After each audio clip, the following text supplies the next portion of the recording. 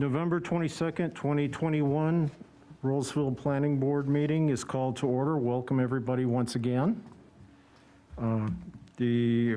After calling to order, the first item as usual is the Pledge of Allegiance. At this point, I would ask everybody to please stand.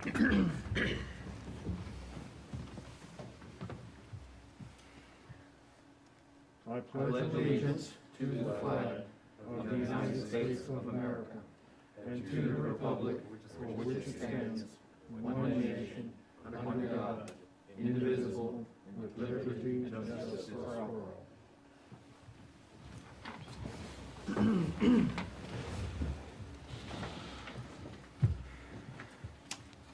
Mr. Moss, could you once again honor us with an invocation? Yes. Let us pray. Dear Lord, we'd like to thank you for the opportunity to come and gather here tonight and meet on behalf of the town. I'd also like to ask for your blessing over this meeting, and we'd like to ask for your guidance and directions and decisions we make.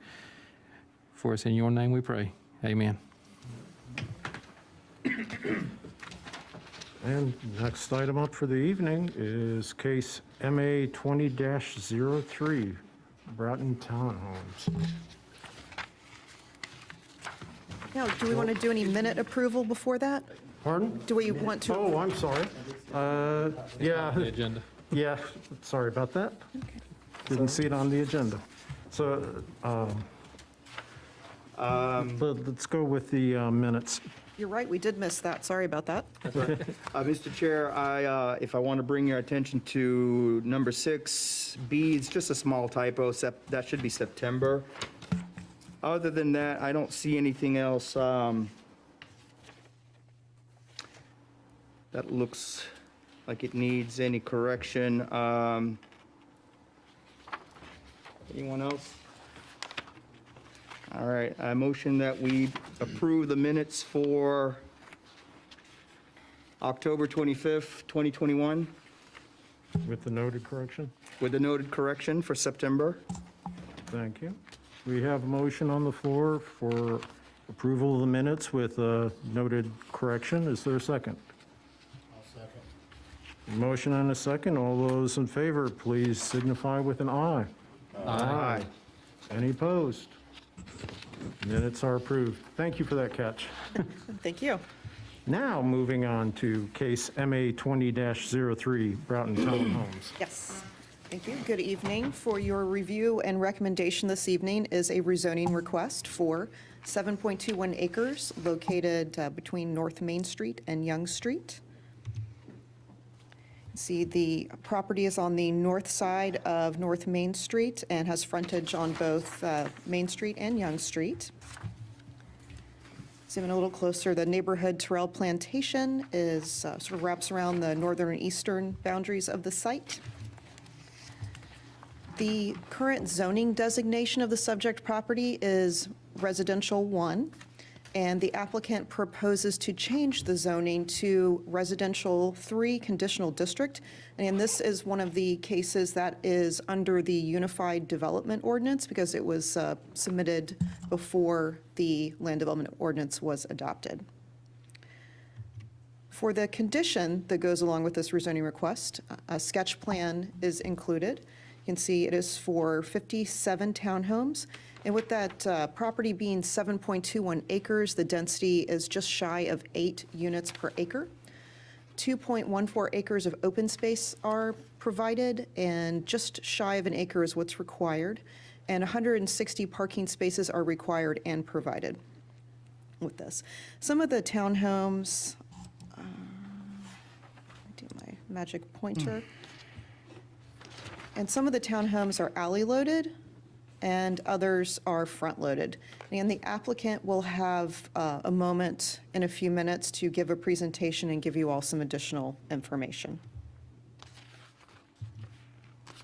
The applicant has also provided these sample elevations. You can see the ones on the top would be the rear loaded product and the ones on the bottom would be the front loaded product, meaning you drive into your garage from the front street. In our comprehensive plan, the future land use map shows the site or the property as medium-density residential. Medium-density residential is mostly single-family with some other pockets of townhomes, duplexes, and multifamily development. So, the applicant is proposing a townhome product here. And a couple months ago, we had a town board work session where we talked about townhomes and where the Board of Commissioners felt townhomes would be best suited. And downtown and areas along a major roadway, more walkable, came up as potentially a better place to put townhomes versus on the outskirts of town. Our community transportation plan shows Young Street as let me check my notes on that one, is planned as an 80-foot right-of-way, 2-lane road with a 2-way left turn lane, curb and gutter, bike lanes, and sidewalk. And the applicant is providing additional right-of-way to accommodate this section. A traffic impact analysis was required with the submittal. And again, the applicant can provide some more information on this, just some highlights from the TIA. These potential development would generate about 30 AM peak hour trips and 38 PM peak hour trips. And the study said it wouldn't significantly add to the traffic pressure in the area, although some of the intersections along Young Street, the side streets could be challenging and operate at a lower level of service. For Main Street and Site Drive 1 would be the entry road coming from Main Street into the site. The applicant will likely be required to construct a southbound approach and provide right in, right out only, so that limits that left turn conflict movement. For Young Street and what they're calling Site Drive 2, which would align with Scarborough Street, the applicant will likely need to construct a westbound approach aligning with Scarborough Street, and that is the road you see connecting into Terrell Plantation. And then they would need to provide a right turn lane into the development.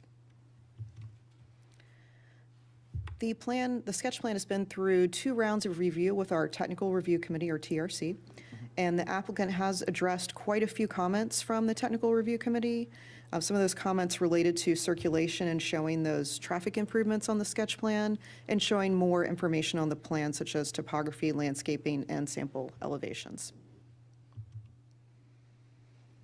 So just a preliminary staff analysis and recommendation. I talked before about downtown Rolesville being more of a preferred location for townhomes versus on the outskirts of town.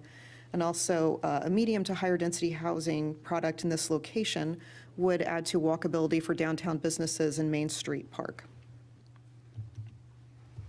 So at this time, I'd like to invite the applicant up to give a presentation, and then there will be certainly time for your recommendation and discussion.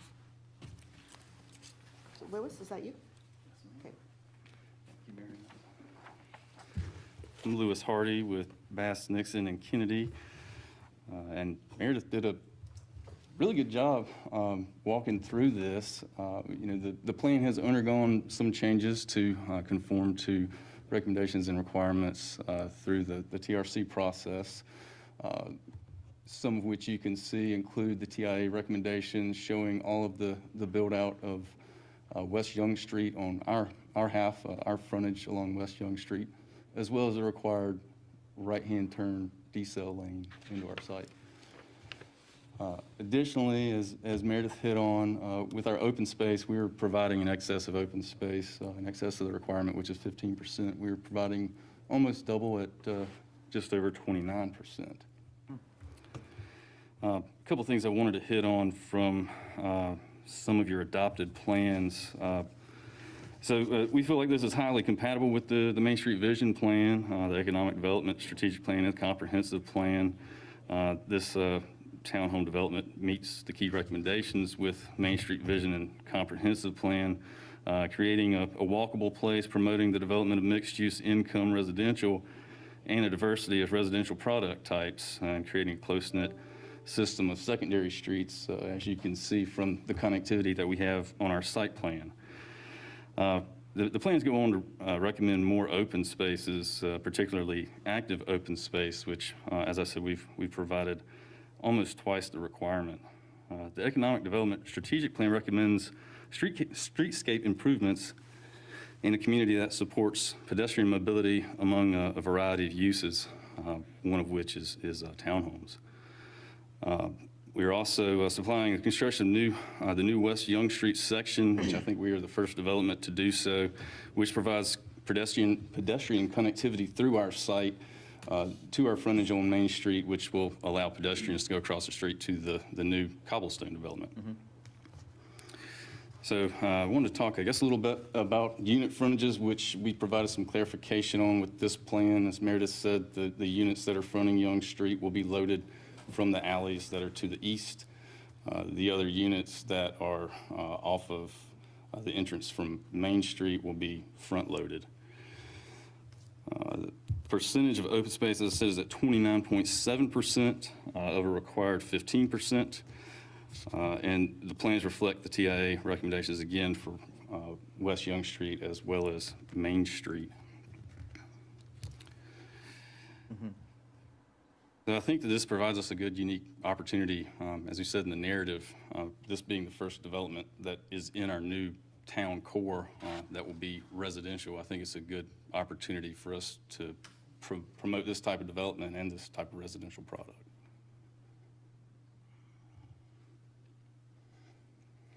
Mr. Hardy, I do have a quick question for you as far as the open space. So you said it's going to be about 29% of the overall development, right? 29%? Yes, sir. Is that open space, is it going to be wooded, clear cut, dog park, We have children not, playground?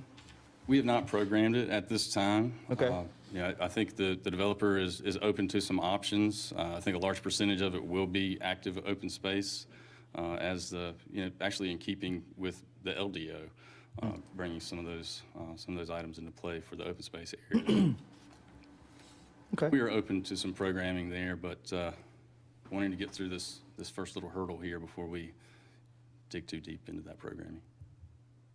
Very good, thank you. And while he's talking about the open space, is that a sidewalk that's going all the way through the open space? I'm just trying to figure out what that. Oh, yes, ma'am, So right does it- here. is So, that a yeah, this plan- does, I'm sorry, was that a plan to break it up? Is that what you're trying to do? I'm sorry. it's just an opportunity for residents on this side of the community, on the east side, to potentially, come through this open space area and then make their way over to East Young Street. I guess as well, these residents that'll be on the western side of the development could go through and would have connectivity back down to Main Street. But it also brings these folks via a pedestrian path into that open space area, so they have some means of getting there. And I see that the side that they can kind of, I think where you're saying that they can walk through, is that going to, I see it says private alley. Is that, So this is the alley that will serve the rear of these units. This is where they'll be loaded to the garage, but there is sidewalk connectivity that crosses the private alley here out onto Young Street. And they would also have the ability to get to these additional parking spaces with this sidewalk that's to the east of the on-street parking. I see the parking spaces. That was actually my question. Thank you. Yes, sir. Can you define active open space versus, is there passive open space? There is a passive open So space. can you define that a little bit more? There are a number that are in the new LDO that define them. A passive open space would be more like a green, correct me if I'm wrong, maybe like a green with, maybe seating areas or a seating wall. Active open space, I think, could be defined more like a dog run, something of that nature. Okay. I guess that's what I was getting at when you mentioned active. How active will it be? Is it just going to Playgrounds. be a nature? Okay, perfect. Okay. I know you guys requested to do R2, right, or R3. It's R3. Given the location, would it be something that would go to town center? Your mic. Better? Good. So I repeat the question, so for those. you're requesting R3, but wouldn't the potential to do it as a town center zoning, given the location, wouldn't it still allow you to do the townhomes? But you're in that section of town, which is, if we look to expand that area, you still get to build, but the zoning would be built for town center versus Correct. R3. In town center would allow this type of development. We did choose to stay with the UDO zonings, which town center is an LDO zoning. So R3 is defined in the UDO, the previous UDO. So we had decided to stay with the UDO because we had submitted, I believe it was last year, December last year. So the original plans came in as UDO, and we decided to move forward with that and not choose to revamp or go through the LDO requirements. Would there be significant changes to change that? I'm honestly not 100% sure the amount of time and effort that it would take to make any requested LDO changes. I don't know that there are any significant differences.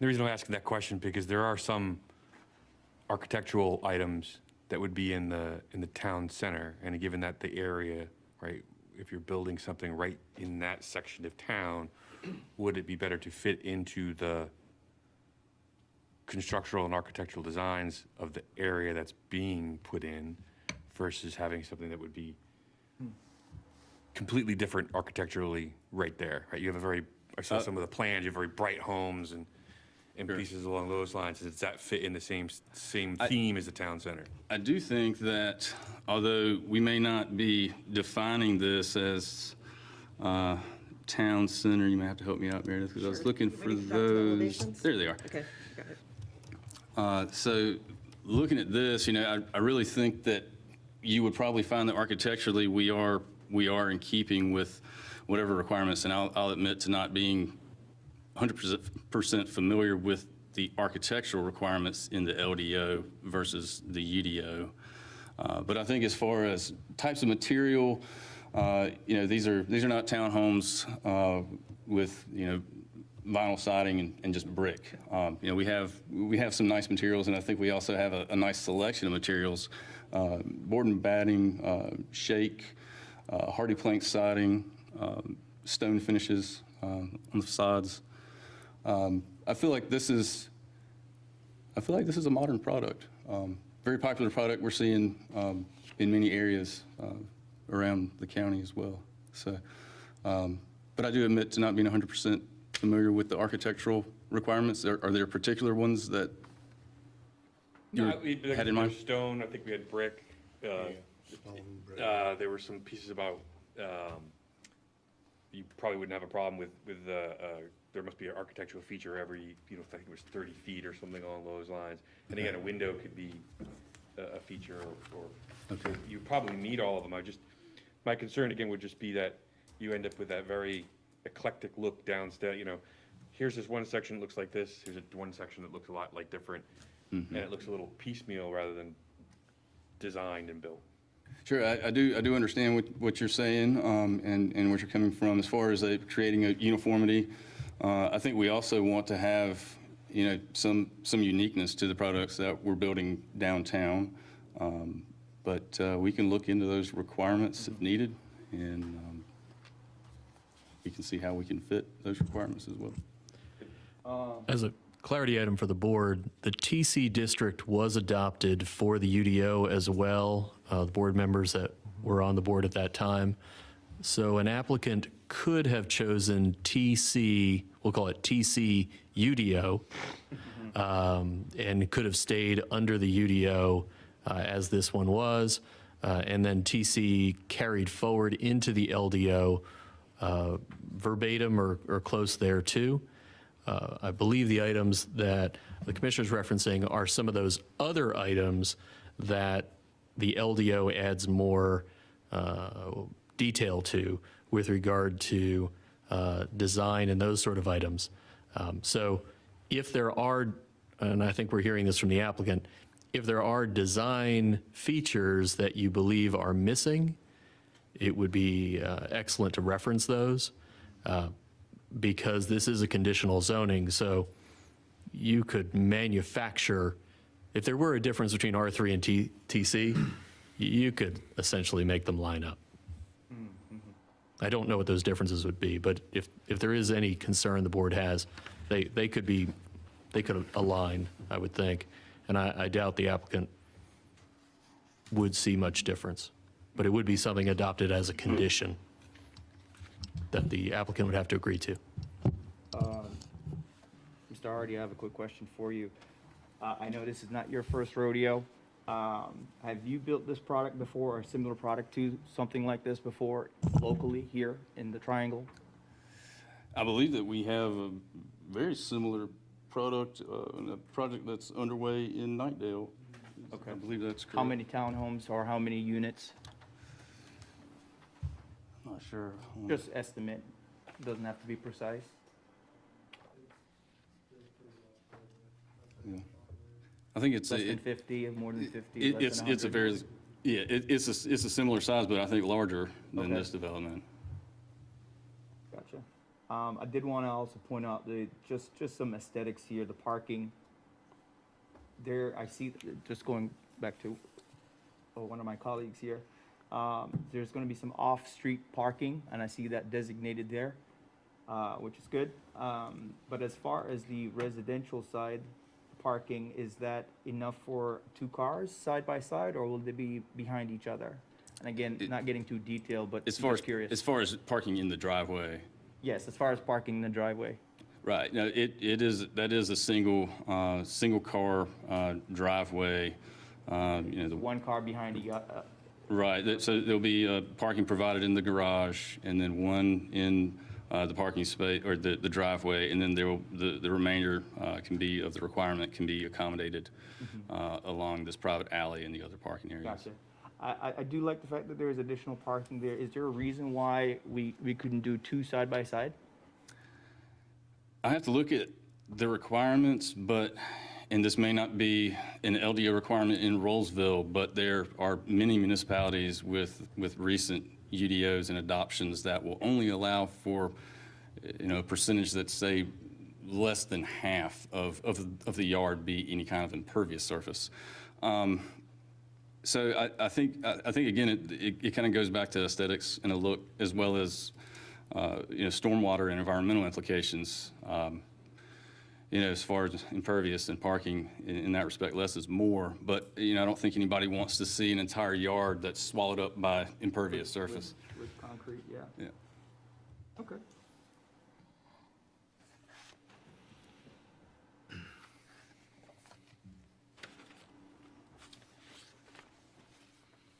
So I'd say I've got several questions on this, and like I say, I'll just disclose the majority of this whole project butts up to my 2 properties. So just everything on the right side is butting up to my property. And one of the things there was a meeting on February 11th, and I never got the meeting, and I know several of the neighbors didn't. So was that a virtual meeting, or does anybody recall what that was?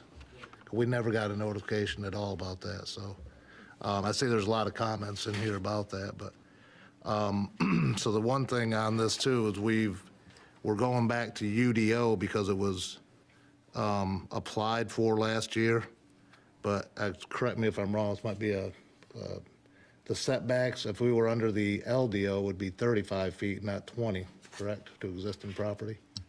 I would have to defer to the planning department on that. I believe is that correct? So if you look at the right side, the setbacks are 20 feet, and we're asking to rezone this now under something that was a year ago, but we're rezoning it in today's date and today's time after the LDO is in place. So I think I'm just asking for a correction there. I think these 20-foot setbacks to the property line should be 35. With the And then- R3 UDO zoning. it would be- Right. So, I mean, that, so that's something to think about. And then the impervious conditions that you were referring to, erosion control and all, the sediment pond is in that back right corner, correct? Up top there. Yes, we're showing our, So I know a lot of the properties years ago to the property, the commercial property to the right, and then with the neighborhood back there, this whole area has become semi-wetlands back there. So that's something else I'm trying to make sure we have, what do we have in place for erosion control and impervious conditions and all this for not just this area where the homes are going, but for all the existing properties surrounding this, especially to the, and like I say, I own the property to the right, I'm not disclosing that, but even the neighbors in the back and Terrell Plantation on Norwood Road, they're all in some lower land, so. And this property, I guess you guys have seen it, when you come off 401 or North Main Street, the property does drop down approximately 3 to 4 feet. So is there plans to backfill that or just leave that? at this time, we don't have any detailed grading plans for this at this time. We have had an environmental evaluation done. I don't have anything that's reporting any wetlands on site. What we are showing just off the property is the beginning of a jurisdictional stream. So that's what this bubble that comes into the property represents, the offset from that jurisdictional stream, which is the buffer. We are not allowed to disturb or build any impervious in. So we have evaluated those, I'd say pretty early on, to be able to generate this sketch plan and make sure that we're avoiding those moving forward. Okay. And then I know you have a lot of pictures of the front of the buildings, like say that, you know, kind of the theme, you look at Barrington Townhomes, Granite Fall, a lot of these places are all, you know, stone more so than brick or hardy plank or any of that. And I think that's a good look the town's going with. So that's something, which I think it's a good look personally myself, but do you have any plans or anything you could share of what the back of these are gonna look like? Is it gonna be, is it gonna be just decks with a railing or We don't. patios, concrete patios? What do we know? I'm sure that we can get a rendering at this time. I think what we were really trying to show with what we provided was the difference in what the fronts of the units look like, because there was some question and some clarification needed on how they were loaded. But we can certainly get photographs of existing units by the same builder or a similar type rendering to what we've supplied. So I guess typically, do you typically do concrete patios or do you do above ground decks and then do you do wooden fences or what is the barrier plans for between the properties on the right off Main Street? Is there anything? You're saying that your property in particular, what is the treatment for this perimeter of our project? Is that Right. kind of what you're asking? So we will be required to install the type B buffer along that 20-foot offset from your adjoining line. At this time, I don't think that there are any specific plans for the treatment of the backyards, whether it be a paver patio or concrete patio. I think that's very typical. I don't believe at this time there's any plans for a builder developer installed fence for those units. That would be something that'd be left up to the homeowner more than likely.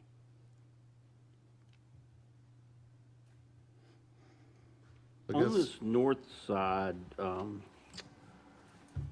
private alley in these groups, you provided no parking for any guest other than the one off-street, and no turnaround. Any particular reason for that? Well, the turnaround requirement with respect to public safety for Wake County fire is 150 feet, which meets the national requirement. We're under that 150 feet, so there's no issue providing fire truck access to any of those units. So that is typically the driver for any type of T turnaround or cul-de-sac in this type scenario where you don't have another cut through or intersecting street.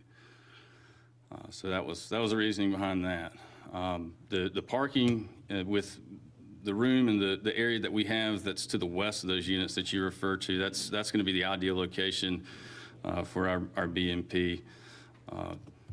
as Mr. Lawrence was indicating, it's kind of the low area of the site there. So it's the natural area for the site to drain to and locate that. So with everything that's up on that northern boundary, there's not a lot of space there to accommodate any parking. So they most likely would park in this lot that's just across the public street if they have any visitors.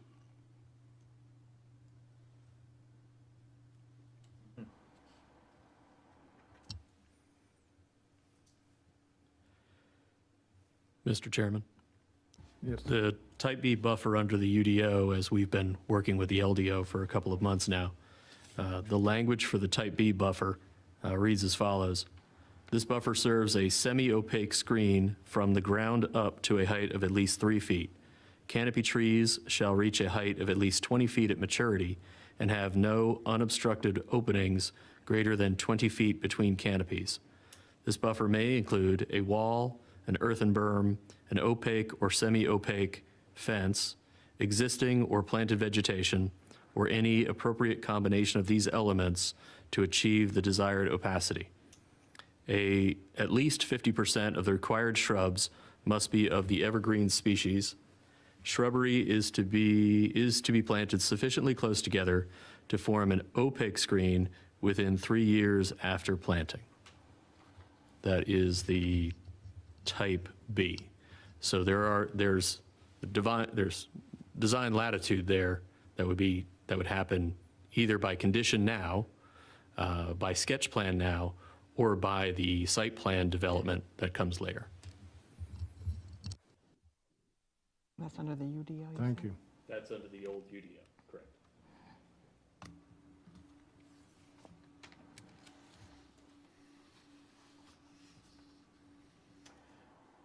Mr. Hardy, there's no other questions on that. I do have a question, though. The townhomes that are backing up,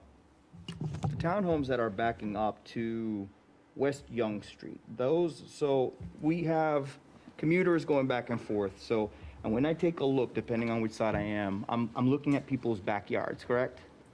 No, so no, all the units that are along Young Street are all loaded from the rear, from the private alleys that are to their west, or to Loaded their from east. the rear. Sorry. Yes, Okay, yes. thank you for Yes, sir. clarifying that. So we're gonna see these beautiful fascias, these beautiful, again, aesthetically, we're looking at. So we're gonna see properties that are gonna conform to the Main Street project. I have a question, though. So where I'm going with this is, what is the distance between the sidewalk, the street, the pavement, to someone's front door or front yard or property line? What is the distance there? I can't tell from this sketch. So I believe what we're providing is 15 feet from right-of-way to face a building. There is some articulation there with some of the units, but we're 15 feet at the closest. So to actually get to the street, I think we've got a little bit of a grass verge. Okay. Probably, we're talking maybe close to 25 feet from back of curb to the face of the units. 5 feet? 25 feet, that's what? The back of the wall to where I am? Here? A little shorter. A little shorter? Probably from the podium to where you are. Is there a reason for that? Is that just in compliance, or is that, did you just kind of stick with the compliance of what we had at the time, or did you add a little bit more more feet there? Well, generally what we're seeing with, urban cores and new town centers like we're trying to promote in Rolesville is that we're having storefronts, units that are pulled up closer to the street. It creates that sense of place, and also I think it's great for the connectivity. Folks walk right out of their front door if they want to run over to Cobblestone, and I don't know if we're gonna have a coffee shop over there, if they've got some downtown event that's going on. They're able to kind of run right out of their front door and across the street. I do like having those amenities and availabilities to the town residents too as well. Someone refresh my memory. What's the speed on that street? 35? 35. Is it 35?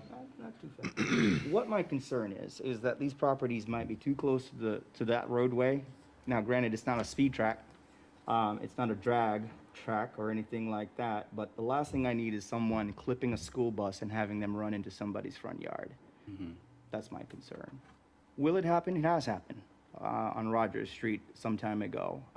Luckily, there wasn't a home there. It was a front stone entrance, and luckily that's all it hit and not mowed down any kids or anything like that. So looking at it from a safety point of view, I would prefer having that back a little bit more off the street, given your point of view. Again, it's not a drag strip, I get that, but all it takes is some reckless teen to just decide to blaze through there, that area, and then get clipped by something or clip a school bus that loses control, and there we go. We're in the middle of somebody's living room. That's my only concern, having it that close to the sort of what will become a very busy street at some point in the future. Just something to think about. Okay. That's all. This is a question more for planning board, I think. Given the walking area that's turning into, and now you got these buildings coming in potentially, would we look at a pedestrian stop walk right on that street? Because right now it's just a light, so you turn red, turn green, but I don't believe there's a pedestrian light. Like all lights go red and you allow the person to walk. Down in Granite Falls, I believe there is. There's one at Granite Falls Boulevard, but nothing up here. So we're basically that at this, you're getting to the point where you gotta start thinking about that, especially if this is built and the cobblestone's built. You're gonna have some people walking across streets that not paying attention, driver or person. That wasn't for you, although Would it be too much to push that back? We have to look at, design-wise, kind of what that snowball Would it effect look would like? be to the rest of the site. What you'd ultimately be doing, just looking at the site plan quickly, you would be decreasing the size of your active open space. Okay. So kind of some concessions there that, Well, just it's always shift give it and take, A little right? bit over, you would lose it just from the sidewalks, but the rest of it wouldn't remain the same. I'm sorry, say, If you shifted it, you'd lose some of the active open space, but you gain some on the other side on the front yard. So all you would lose is whatever the width of the sidewalks are by shifting it back towards the open space.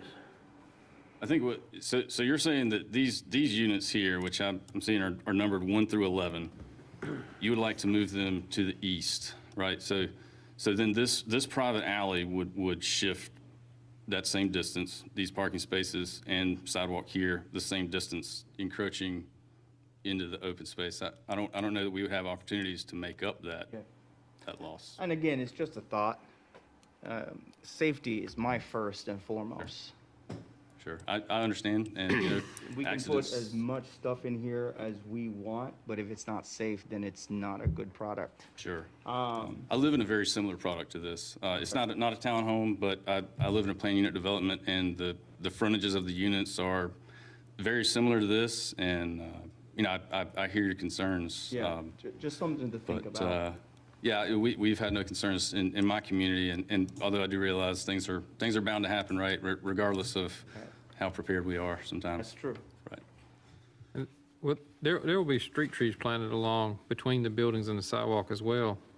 Yes, sir. Yeah, there are street trees that are included with the new Young Street So cross-section. as they mature, that would help add another layer of protection. That's true. Where does Meredith, where does the construction project end on Young Street for the Main Street improvements next year? So I think there was supposed to be a little bit of spillover onto Young Street in either direction. Yes, it goes up, I'm not sure the exact location, but it does go up a little bit. I can certainly get that back for you.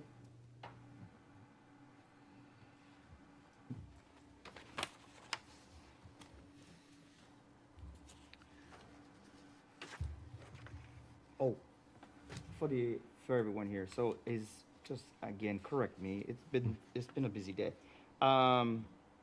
So is the town center cobblestone, they're not producing any townhomes there, is that right? That's correct. correct. No It's 100 townhomes. 182 They were. apartments. Huh, okay. 182 apartments, Apartments, okay. Yeah. 7 restaurants, and condominiums. I don't know why I thought that there were going to be townhomes there, but, okay, sorry about that. Early. There plan. was originally, and they removed it. Yeah. Okay, all right.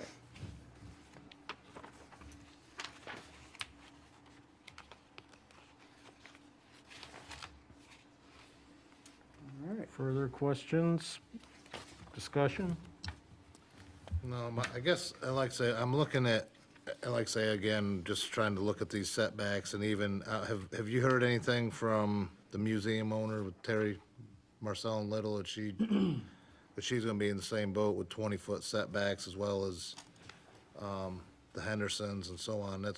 That's just a concern that I'm looking at as existing property owners, plus back to the retention pond. Is the retention pond gonna be just a normal brick block, landscaping block with a black fence around it, or what are we gonna do for safety on that?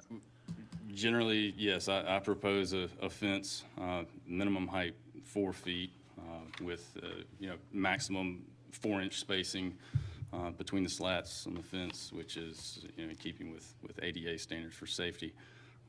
But that's generally what we recommend and what we're seeing in town. That's been done on numerous other projects. That's generally what we do.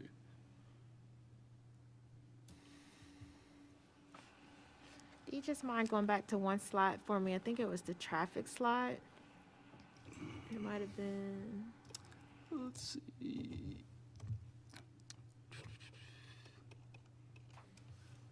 Is it this one here? I think there were, Yes. yeah, so there's 79. Is that correct? 79 townhomes? 57. 57, I missed that, sorry, That's all right. 57, I added about 30 townhomes. But it says there's only gonna be 30 additional trips in the morning and 38 in the evening for 57 townhomes? That's right. Okay.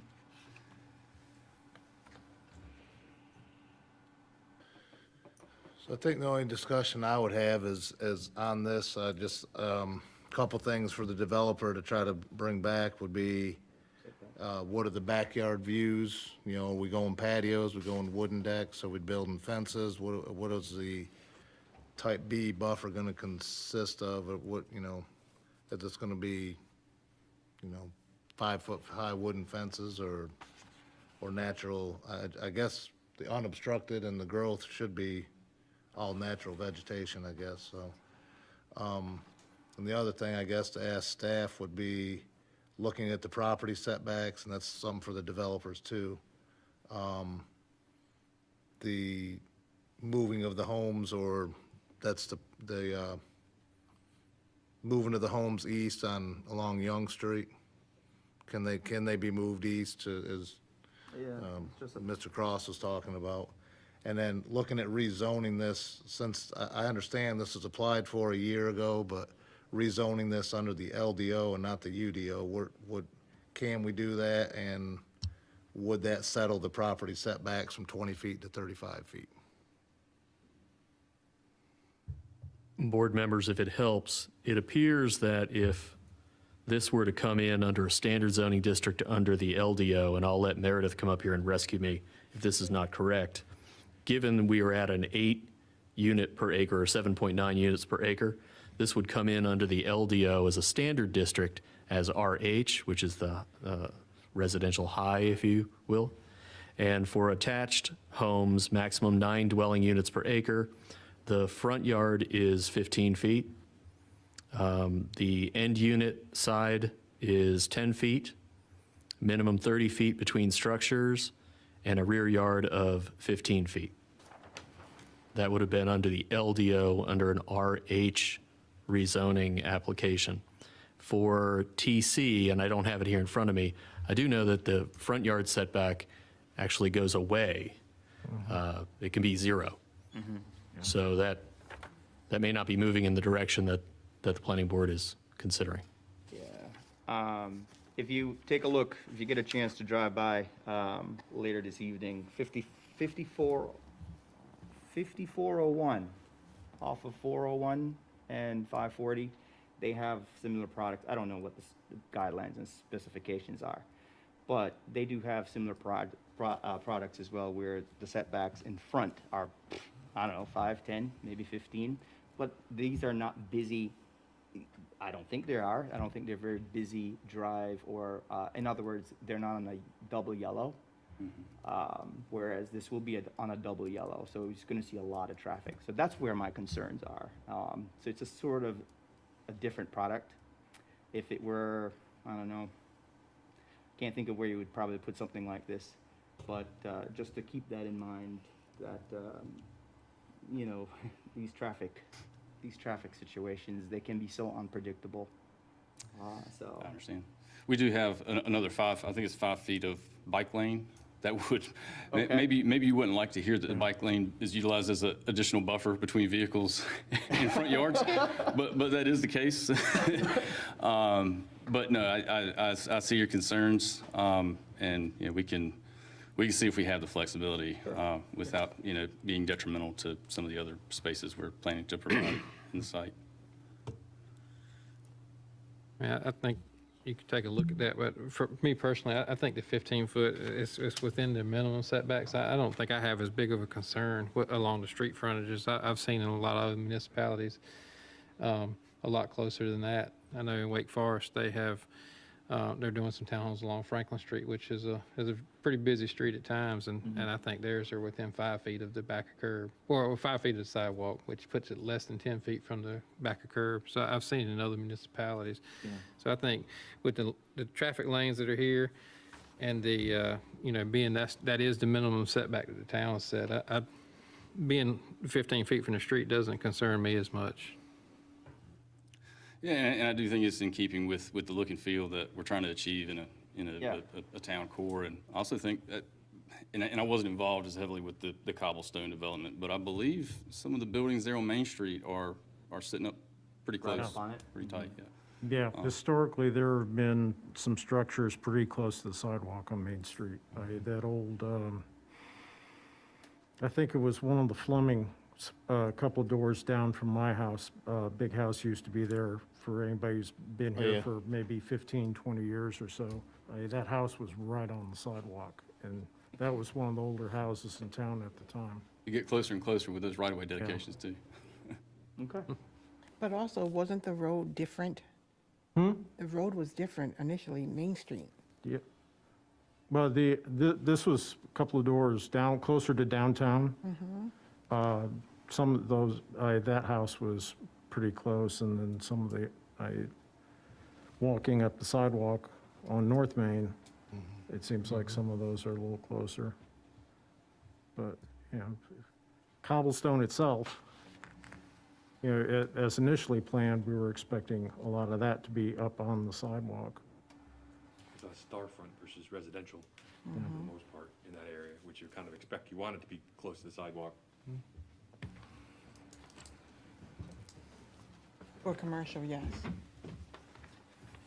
Nobody wants to look both ways when they walk out their front door. exactly. Yeah, I'm fine with it. And that's closer to the intersection too, though. I mean, it's not right on it, but it is a little closer. Right? Yeah. That development? At what, Cobblestone? No, this one. Oh, this, Because you're coming around the corner, how many structures are you passing beforehand? You're gonna have the parking lot, that was the old art building, and maybe 2 more houses before you hit the row of townhomes? But those are all the front side of the townhome, not the Right. driveway. So, I mean, in the essence, if you're buying the townhome, you're realizing that you've got a 15-foot front yard plus a 5-foot sidewalk. So you essentially have 20 feet between your front door and the road. That might get annoying when the guy with the truck goes by with the, you know, the straight pipes. Exactly. But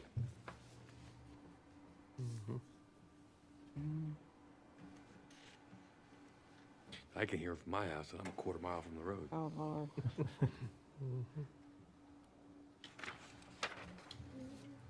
I didn't really have more questions. I do want to have the planning board kind of take a look at the CZ, or the town center, and see if there's anything that would jump out, right, from the difference of what you're talking about here to that, to see if we're close.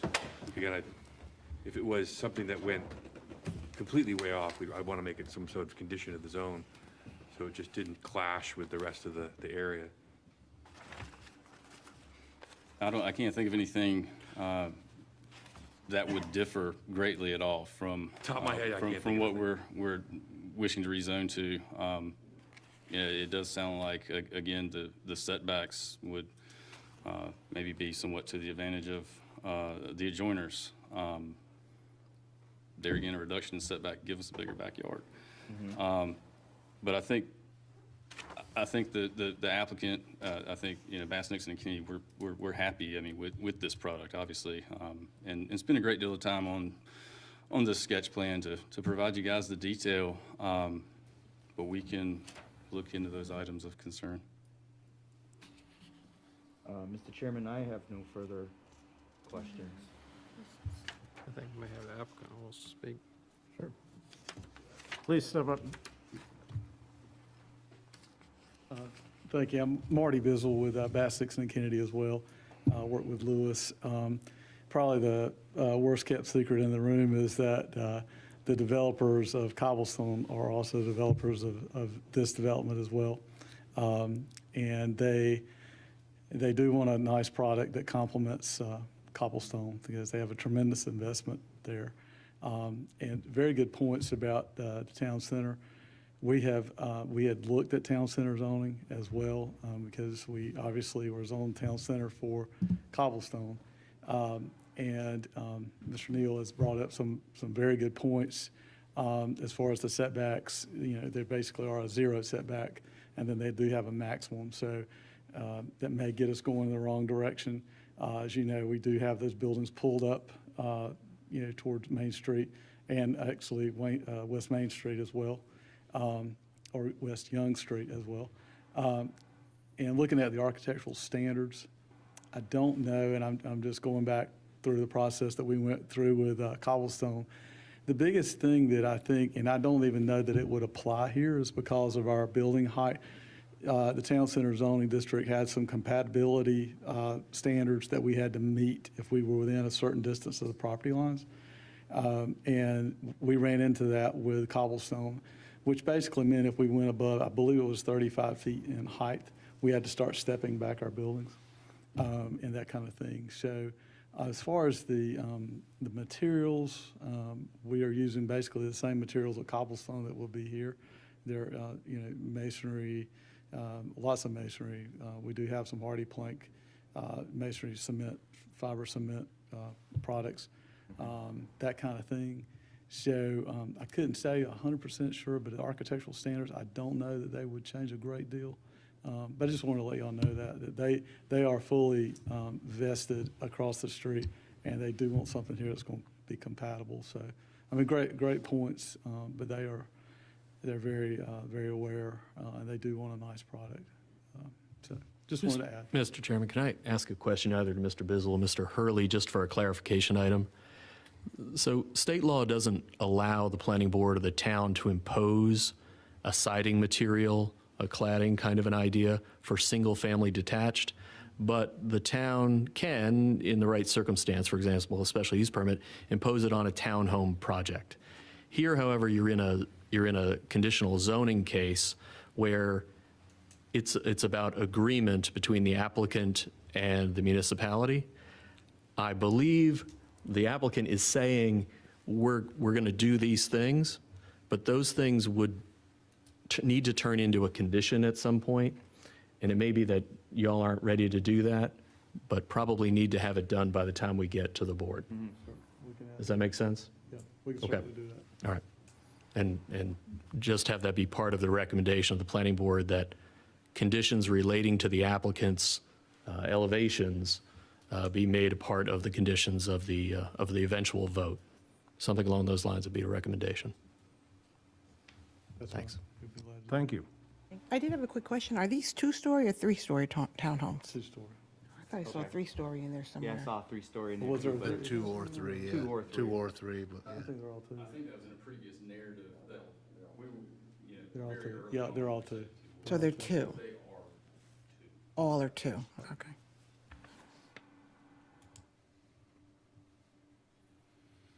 So one more thing, Mr. Chairman. I, like I say, due to the nature of this impact on my property. I can voice my concerns and disclose my thoughts, and I have disclosed this property is there, but I'm going to recuse myself from the vote of this particular project at this time.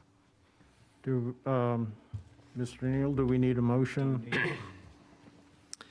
I don't believe so, Mr. Chairman. Chapter 160D, 160D 109 provides under Section B that members of appointed boards shall not vote in a variety of circumstances. And one of those, I believe, is the one that the member has pointed out, which is where the outcome of the matter being considered is at least reasonably likely to have a direct, substantial, and readily identifiable financial impact on the member. I think this is probably a close call on that, but I would suggest to you that he does not need your approval in this circumstance. Okay, good, because in the past, we've had to do that. That's right. A board member cannot recuse him or herself simply because it's a tough vote. Okay, That's right. understood. No, you're not allowed to do that. Thank you.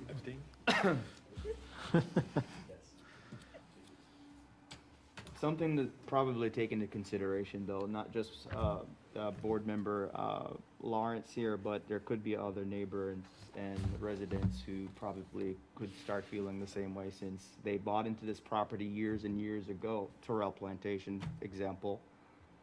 And, this is going to be a new product for us in our town.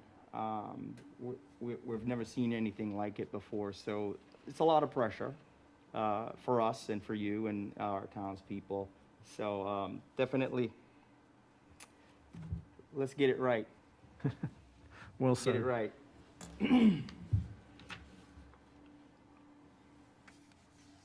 That's it for me. Any other comments, concerns? I had a question for Meredith. Just, we've talked a lot about this perimeter buffer. This 20 feet shown, is it in compliance with the LDO as submitted? With the UDO, With the UDO, I'm Yes. sorry. UDO. yes. And have you had an opportunity to look at what it would be under, if it were under the LDO? I know Mr. Lawrence had mentioned 35 feet. Do you know if that? I have Chapter 3 of the LDO with me, and I can look under residential high and give you those design standards. So you're looking for setback, or you were going into buffer? It'll I take- guess it would be each. 'Cause I think we've heard that the setbacks may be lessened, but it may be more of a concern of what the buffer would be, because they're showing a type B, which I believe is semi-opaque. And I'm just curious as to what that would be if it were under the LDO. Sure. That'll take me a second longer to look up in Chapter 6. Let's see.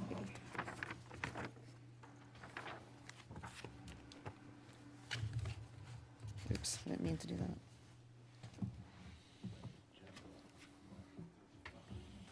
This is where I miss my computer in the keyword search. I could probably pull it up online if we want to look. That might be faster. Okay. I think that was just it seemed like it was a big point that was brought up during discussion. Sure, and one thought on another topic of discussion, I know the town center district came up, and the town center district is a mixed-use district, and this is a single product development, so the applicant, if they were doing something in the town center district, there would have to be a mixed use. I thought there wouldn't have to be if there was under, I forget what the acreage was. Because I thought it was a certain size acreage you had to mix in that case. I'd have to double check on that. I was thinking there was always a mix with that one, but I could be wrong. I think there was a minimum acreage size. Because you couldn't have a parking lot with commercial in a small lot.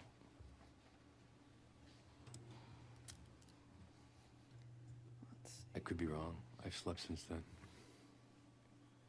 I think I saw it in this here somewhere. looking for buffering.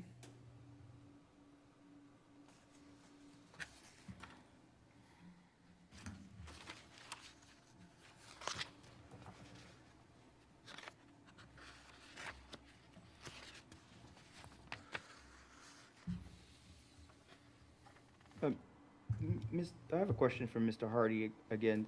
Is it Hardy or Hardy? Hardy. Hardy. Okay, Mr. Hardy, just speculating here really quick, sorry. But what if we were to, let's say, move forward and suggest 35 feet? I don't know if we can, it's just a recommendation. What would that, is that something that you would do or could do to satisfy moving forward? Or, I'm just curious. I'm just curious to move the This is setbacks? type. Yeah, entertain me here for just a second. Would that mean that you just lose a unit or two? Just lose a unit or two? This is not my exact area of expertise, so I'm just curious. Thanks, What would James. happen? I'll even- All borders. So move everything that says 20 feet to 35. 15, Well, 30 what- feet lost. Or whatever, just to expand the buffers a bit. I'm curious again, please entertain this. Is that something that you could do, or should I even be asking that? Can I ask that? As an You engineer, can ask anything you like. as an engineer, we usually say we can do anything, right? Okay, yeah, well, that but just no, mean, I mean, we. do you I'm understand the sure we- question? Because I'm trying to make sense of it Could we too. make the perimeter buffers 35 feet? Yeah, I'm sure. I mean, would it be, again, detrimental to probably what we're presenting? Yes, I think it would. what would be the Um, pro cons against that, for or against something like? To be quite honest, I'd have to spend some time. Okay. In I was just planning curious. And actually, lay out the site, the implications for the units sliding, what that does to the right-of-ways and alleys that we have to provide to be in compliance. So that would throw this out then, So- pretty so on much, and so right? forth. Yep. That would throw this out. Okay, you'd have to go back to the drawing board and maybe lesser properties. I was just curious, that's all. I wasn't sure if that was even an option just to consider or recommend. There are some other options, I think, in I don't know if you were going to hit on it, Meredith, but, for instance, I think installing a wall or berm may allow for a reduction, but provides some opacity to, or additional opacity to the buffer could be an option. Maybe we keep the 15 and introduce something like that. But, again, I think with the 20-foot buffer that we're supplying, I don't know, are we also in keeping with the LDO? Let me answer the question. You're asking about the LDO, so it would be a 25-foot buffer. Is that what you said, Mike, before? I think it was mentioned 35, but I 35. was just curious, No, it would be a 25, it would be 25. 25. if it were under the LDO. I think I was looking, when I was pulling the districts and setbacks, I think I was looking at the GC instead of the RH, so yeah. So 25, it would go, so it would go, and that would go up another 5 feet, it'd be 25 instead of 35, as you're saying, so.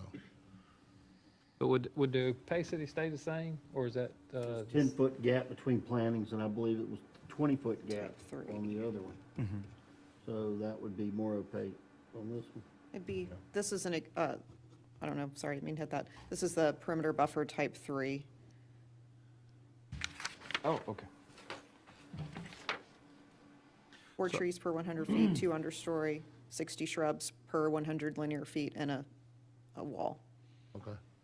So one question also I actually just thought about was, what size are these, are the typical patios? 10 by 10, 12 by 12, or rear decks, whatever?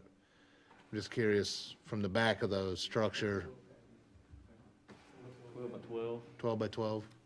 Whether it's a wooden deck or a concrete patio or something, it's 12 by 12? Okay. Are these proposed to be built on a slab? These are slab and grade, yes. So they're not raised elevations? Correct. We have a lot of granite around here. Just keep that in mind. Okay.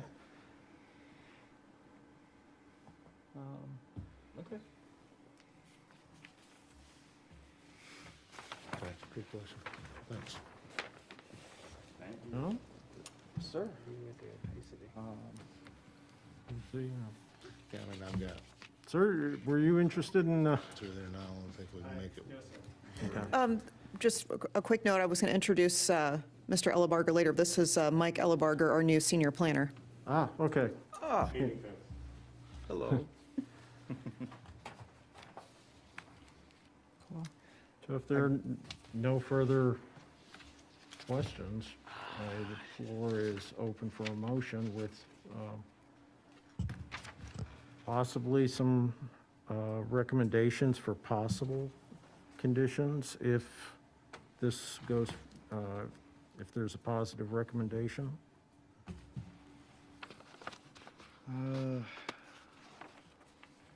Normally we have something to say this here with, but, I have a question for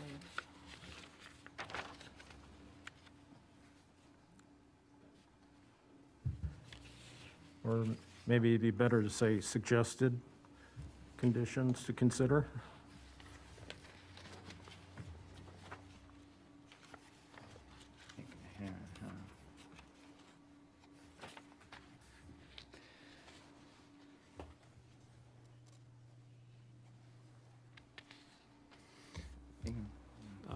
Mr. Chairman, not hearing any further discussion, I'd like to make a motion. Please do. I'd like to make a motion regarding item MA 20-03, the Broughton Townhomes rezoning request from R1 to R3. I would Be R3CZ. R3CZ, thank you for the correction.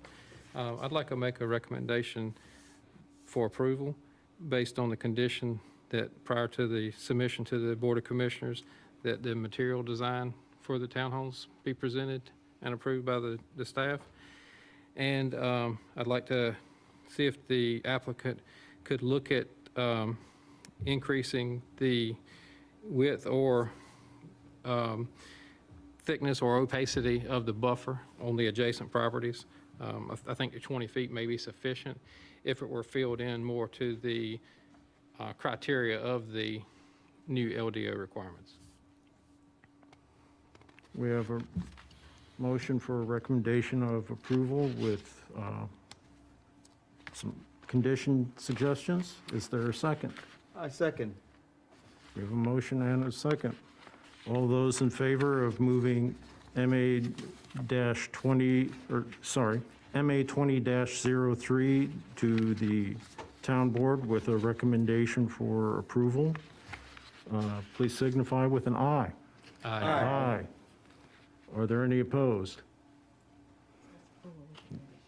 Not hearing any, it is passed. Thank you. Thank you.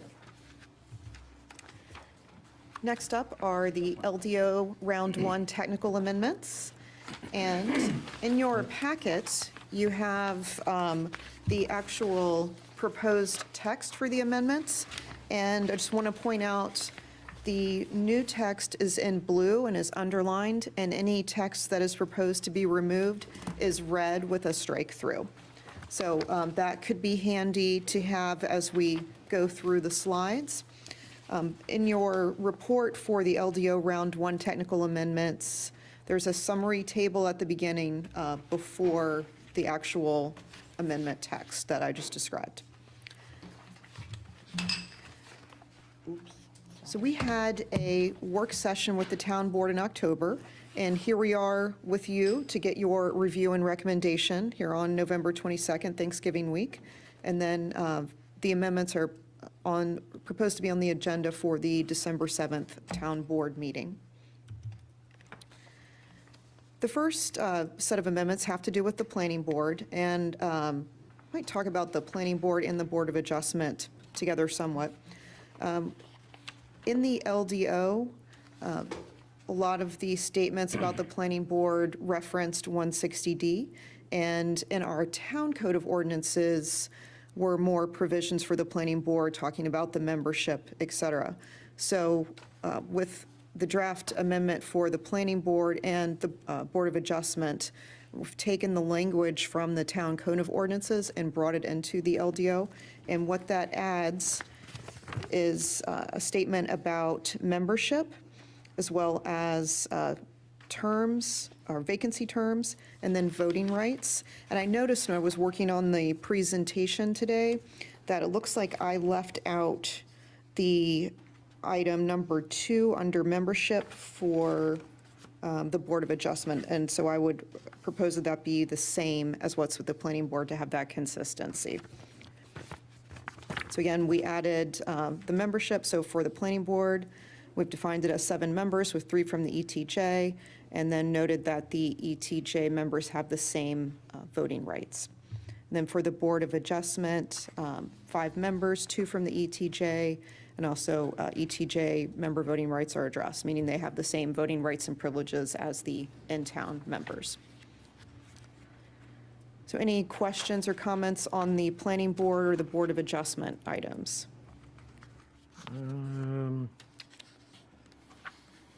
2.1.3H. A notice that it refers to other members of the Planning Board, but it's under the Board of Adjustment section. Okay, find that again. What page is that? What was that? Page 30. Page 5. Oh, great catch. Yes, so that was me copying and pasting. Yes. Okay, thank you. Yes. I figured that would be one we don't want making. You got it. Thank you very much. I'm sorry, Mark, can you repeat that again? Which one on page 5? Item 3, 213H. Okay, thank you. Anything else for Planning Board and Board of Adjustment? I was thinking it'd be easier if we tackled each one instead of coming back. Oh,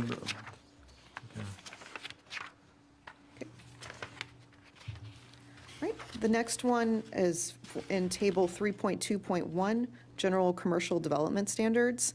And we talked about this one a little bit before. It was inspired by a particular commercial development coming in, and it was an inquiry that we decided to explore. So the proposed amendment notes a setback reduction of up to 65% within the Main Street corridor would be allowed if the following 3 things are provided. Buildings and community gathering space define 2/3 of street frontage. Vehicular surface area is limited to 1/3 of frontage, and that's the experience you're having. If you're walking along the sidewalk in front of a development, you want to walk by buildings and green space versus a parking lot. And then a minimum 10-foot wide sidewalk or multi-use trail would be provided. And at least 2 of the following would be provided. Enhanced landscaping that exceeds LDO standards by 25%, so there would be 25% more plant materials or something else. Include a private community gathering space, a minimum of 1,200 square feet that is publicly accessible, or integrate art installations visible from the public right-of-way. So all of the 3 things from the previous slide, and 2 of these things would have to be provided to get that setback reduction. And again, that's in general commercial within the Main Street corridor. Any comments or questions on that one?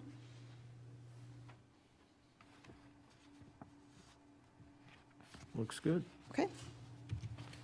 Does that, I guess one question, does that not turn it into a conditional zone at that point then, or? No, because it's in the LDO, it's, if someone can meet the criteria that's in the LDO, they can put that on their development plan and go with it. Okay.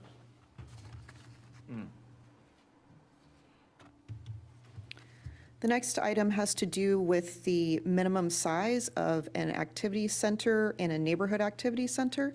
And I learned from communicating with previous staff that this was an error in the LDO, that these sizes, like an activity center district development must be a minimum of 25 acres. That was meant to be a maximum, or something along those lines. It was just some miscommunication that occurred, and we had a good discussion about this with the town board at their work session, and came up with changing the activity center district minimum to 3 acres and the neighborhood center district minimum having no minimum size. because don't want to miss out on an opportunity for a mixed-use development on a smaller piece of property, because it is absolutely possible to create some sort of mixed-use development on just a few acres. Any comments or questions on this one? Cool, thank you. No. Do you have something? No, I David? don't have any Okay, comments or great. questions. The next set of amendments have to do with preparing for the Town of Rolesville Public Works Facility, and you will see that at an upcoming meeting. We'll have a rezoning for that. And right now, a public works facility is not listed in our LDO, so something we would like to have listed. So in the watershed overlay, there is a list of what is allowed in that, and so we'd like to add public facilities to that list of allowable uses in a watershed overlay. And then in Table 5.1, the permitted principal use table, public facilities is proposed to be added under civic uses, and it be allowable in the 2 commercial districts and the office and industrial districts. Any comments on the public works facility or public facility? Also, in the permitted principal use table, we have an amendment to add recreation indoor and recreation outdoor to the office and professional district. That was inspired by Carolina Legacy, and they actually no longer need this amendment because they are moving forward with their plan approval under the Unified Development Ordinance. However, the recreation uses, when we looked at this request before, the recreation uses are allowed in similar districts, and it seems reasonable to add the recreation uses to the office and professional district. I'm seeing head nodding. Any other comments or thoughts on that? Nope. Great. For temporary signs, the temporary signs section was inadvertently left out of the LDO. We have copied it verbatim and put it into the LDO. And I've been advised by our town attorney that we should take a closer look at that in another round, just to make sure everything's in good shape. But right now, we don't have anything in place to regulate temporary signs, and that's been an issue for staff, so we'd like to at least get this back in place and do a checkup on it in a future round. What would be considered sorry, maybe I should read this a little bit more. Oh, that's okay. Yeah, what would be a temporary sign, like a, Like a construction site identification sign is one example, a special event sign. so nothing like yard sale signs?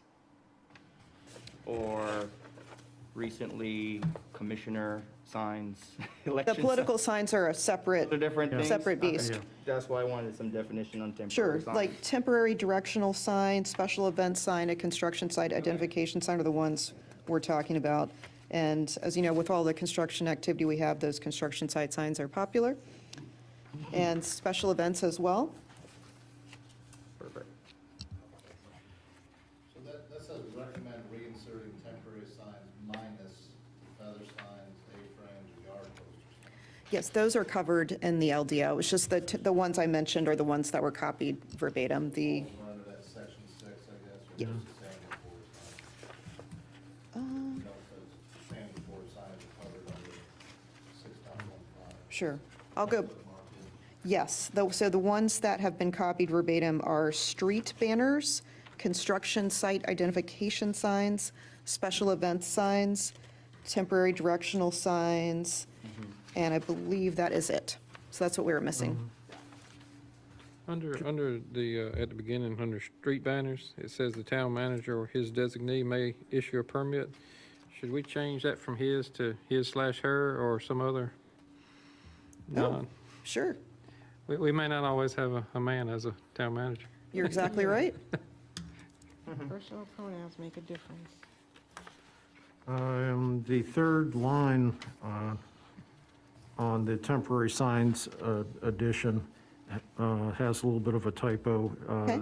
Board of Commissioners of Commissioners. Okay, thank you. Cross through that.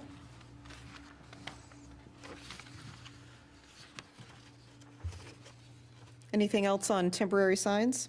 Meredith, the first sentence, and to give the staff some credit, their temporary signs were not omitted from the LDO. What was omitted was this level of detail. So the consultant had provided a broad brush, temporary signs, not more than 6 feet in area and not more than 30 days. In practice, that has turned out to be not enough for the administration of the town. And so there was good reason to have this level of detail.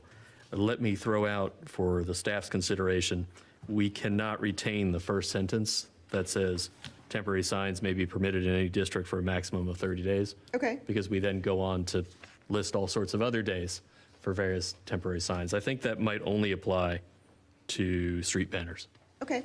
So that comes out? Right, construction signs are 18 months. If you go through, different ones have different amounts of time. And so we just need to Check that. translate that through. So there'll be 30, but a construction sign for 30 days would not Really work. really work very well. It'd be awesome if it did. How does that apply to signs that are hung? Could, and I believe that You know, a from reasonable pole to pole. motion from the board would be to approve it with the noted corrections and allow staff to finalize that language and track it throughout. So what was that? How does that Commissioner apply Medley? to banners that are hung from pole to pole or on the wires above? Like something that would go across a whole Road. street? I am not sure. I'll have to look at that. Issue permit for placement of street banner in conjunction with special permit, so there's a whole section on this. Right, but so that would include above as well as on the ground. You're talking about like the ones we used to hang for 4th of July. Yeah. Festival, barbecue. Sounds like a special Okay. event. I wasn't quite sure if that was, it didn't jump out to me like they were saying, talking about that type, but okay. As noted, this is coming back regardless, given recent Supreme Court rulings and a expected ruling from the U.S. Supreme Court. So we'll be coming back with you on this. Doing it, like I said, it needs another checkup, but having something in place to help staff administer the sign ordinance is what we're going for. The next one should be super easy. We noticed just when going through the LDO that residential medium was used twice in the perimeter buffer table, and the second one should be manufactured home. So we just would like to change that. Where's that at? Where is it? Table 6.2.2.2, required perimeter buffer by district. Okay. Ah, It's just a typo. okay. And then for design standards exemptions, in the LDO, it notes that architectural design standards do not apply to new non-residential buildings less than 5,000 square feet. And we were talking about that, and we're thinking, why don't we want it to apply to all buildings? Because we want all buildings to look great. Roseville is all about quality.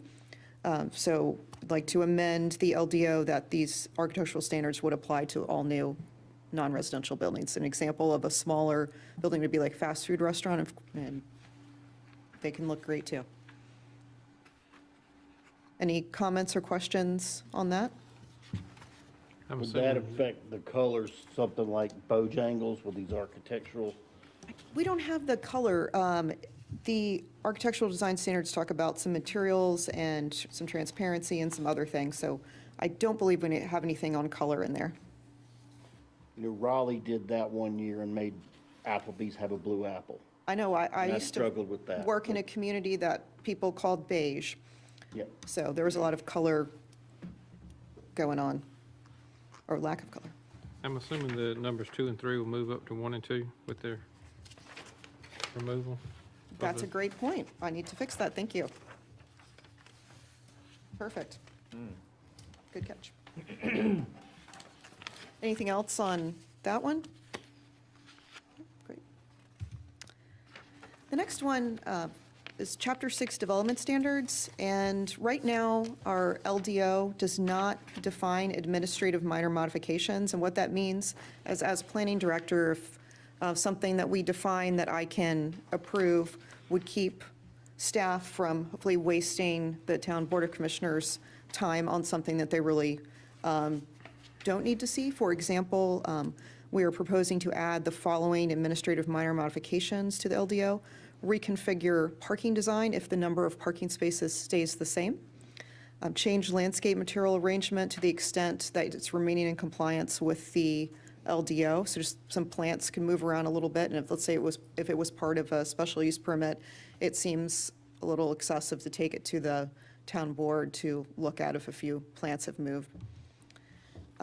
Other two we're looking at, adjusting the location of streets, sidewalks, and lot boundary lines to account for discovered field conditions, and then changes to residential development phasing lines as long as the change of the phasing line does not affect any other conditions of development or approval or timing for construction of development amenities. I know those have been issues in the past, but if there needs to be just a line moving, that's something that would add time for the applicant and go in front of the board. They may not have an interest in seeing that. What are your thoughts on these? I'm in favor of those. Yeah.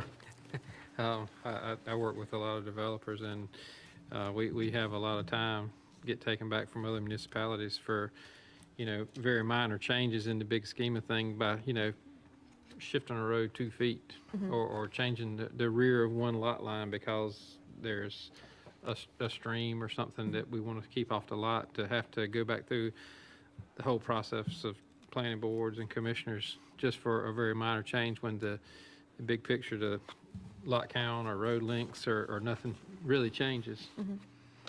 And in a lot of cases, unless somebody pointed it out to you, you would never notice the difference. That's a great point of describing what is appropriate as an administrative minor modification, something that a typical person just probably wouldn't even notice. But adjustment of location of street, could you move it a quarter mile? No, just a minor movement. What's minor? Let me see. Would that be at your discretion? To what extent becomes major? Those two I don't remember talking about, but I'm not saying we didn't talk about it. Sometimes you talk about so much at the board meetings, you're coming out there with your head spinning. You say only records affecting changes or something like that. Non-records affecting shouldn't have to be reviewed, right? So we have adjusting the actual text, adjusting the location of streets, sidewalks, and lot boundary lines to account for discovered field conditions of rock, topography, riparian areas, or wetlands, which would make the original design impractical. So that could be a big change, knowing all the rock Just that's reading in that. Roseville. Sure, and I would think,